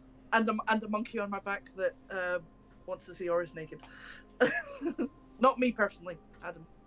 Anyway, yeah. So, like, first I'm gonna make sure that like that they're sat down and kind of settled. He's not gonna just ambush them totally. Yeah, But, Wooly Will just plops down on one of the first empty seats he sees, and he's like, leave off, woman. I've suffered worse, and he's done worse, and it's fine. It just, come on, quit your clucking, hen, pick someone else, and that sort of thing. And she goes, oh, henpecked, is it? Henpecked. And she smacks him with the apron, and she storms off, and you see her starting to scoop up 2 big plates of food. oh, That's her love language. yeah, I was thinking like that. That's like clearly like the most adoring bickering. Wooly Will, for his part, as she leaves, reaches out and just takes the nearest goblet from like one of the house men at arms, and he just what? And just doesn't like chug it, but he's like, I earned this, and and starts to have a drink, and yeah, but then he doesn't seem to be doing much else. Oris kind of stops at the entrance to the feast hall, and is looking around like he's not sure where to sit. Like, new kid in the high school cafeteria. You guys, kind of everyone sees it, but again, I'm assuming that Ash would be the one to send Adam as his Oris-seeking missile. And you can see Oris is just kind of stopped at the entrance and is looking around. All right. Does Adam have a free chair next to him? He does. And Oris is a knight, so it would not be terribly out of place for a knight to be seated up there at the high table with you guys, if invited up by a member of the family. Yeah. So Okay. it's So not, yeah. So it wouldn't be committing something scandalous. nah. It's mildly unusual, but it's also your celebratory feast at your home in Wyvern's Rest. So like, it's Yeah. not a big deal. It's like I said, it's just mildly unusual, but it's not a tremendous faux pas or anything. Yeah. No, that's fine. When Adam will have been kind of a little sort of startled by his arrival. I'm kind of surprised that he's showing up. But we'll kind of like, as he kind of scans the room, like when his gaze kind of arrives, when it kind of passes where Adam is, Adam will just kind of look at him in a sort of conciliatory fashion, but kind of look sheepish, I guess, and just very lightly like pat the top of the table in the space next to him. Oris, who for the record is still wearing his traveling clothes, with like a thin sheen of like red Dornish dust on it from the road, like he just never got changed or whatever. You see him take in a deep breath, before striding your way. Like, okay, kind of. I can do This might as well gotta do this. happen. Yeah. And as he goes striding up towards you, and he doesn't seem to be hesitating at going to the high table, or getting close to Lord Makar, or sitting just a seat away from him, or you can tell that it was talking with you that had him feeling anxious or guilty or angry. Who knows? His features are unreadable at this distance. Also, because he doesn't have his hair up. So he's got the whole, like, Henry Cavill's hair in The Witcher when it's all fucking loose and in his face, only it's black instead of white. But, like, he's got that whole Oris unreadable features going. He's like a wall. So you're not too sure just what he's feeling. No, that's fine. I mean, and as he... Sorry. No, go ahead. Like, Adam's a bit of a jumble as well, but he just knows that he doesn't want the feud to continue. But he's like, he was quite prepared for Oris to like refuse, but he's like said, like, don't fucking blow it this time. So as he makes his way up towards the table, and Reyna, you notice Grandfather carefully not responding. He does not wave Oris away and deny him this sort of seat, that sort of thing. He gives no sign of noticing it, but it's in his hall, so you know he noticed it. So Oris makes his way up and is starting to go around and head to the back of the table.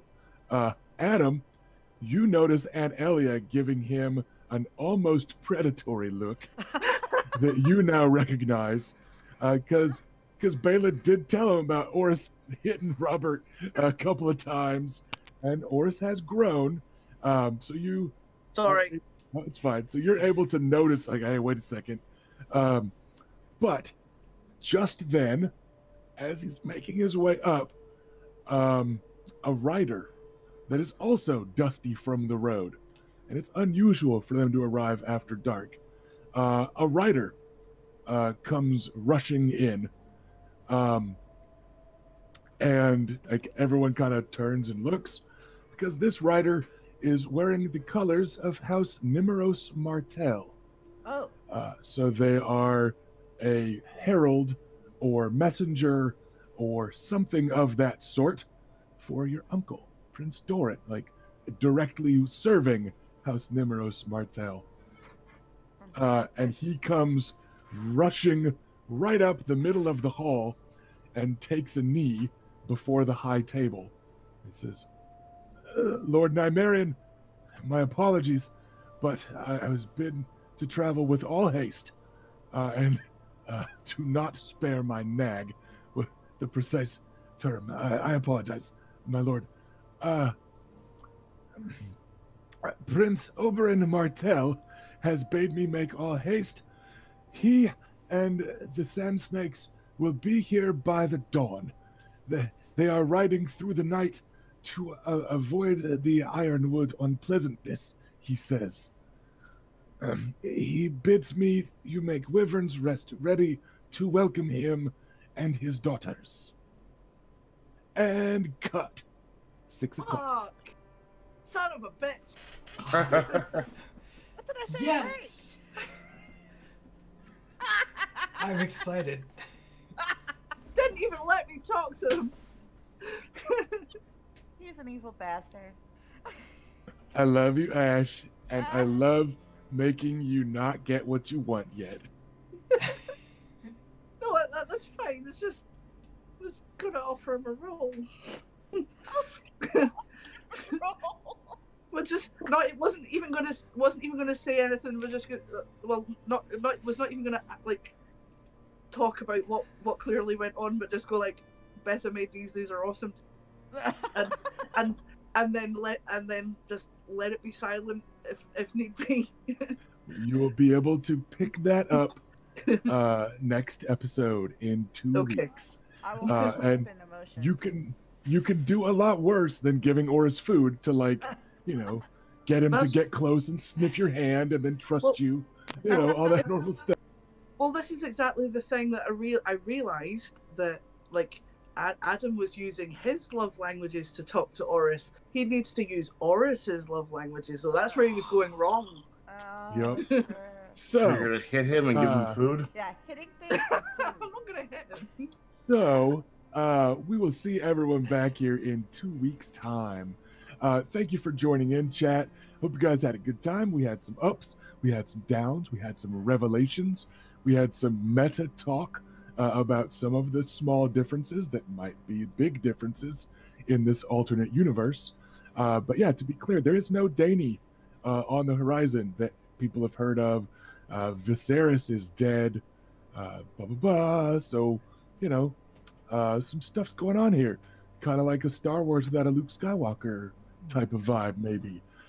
So hopefully people enjoyed some of that knowledge, finding out why Wooly Will can get away with some of the ways he talks to some people, and why like the Strong Sider and Sir Adam are like, shut up, Wooly Will's talking, right? You know, because Sir Willem Derry has that rep.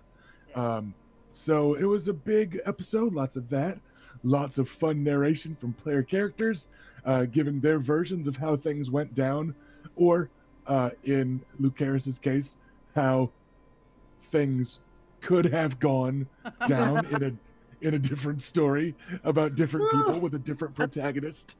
You know, that sort of thing. Just, you know. And you know, with it being Dorn, it's not going to raise any eyebrows when he removes his shirt. Yeah. Right? Oh yeah, I mean that's just expected. Part of the whole party. So, vibe. thanks for I mean, hanging if you out think I'm with us. wearing a shirt with a sand snakes getting here, you are sadly mistaken. So, 2 weeks from now, we will be back with the episode that is actually beginning the second big arc of this show.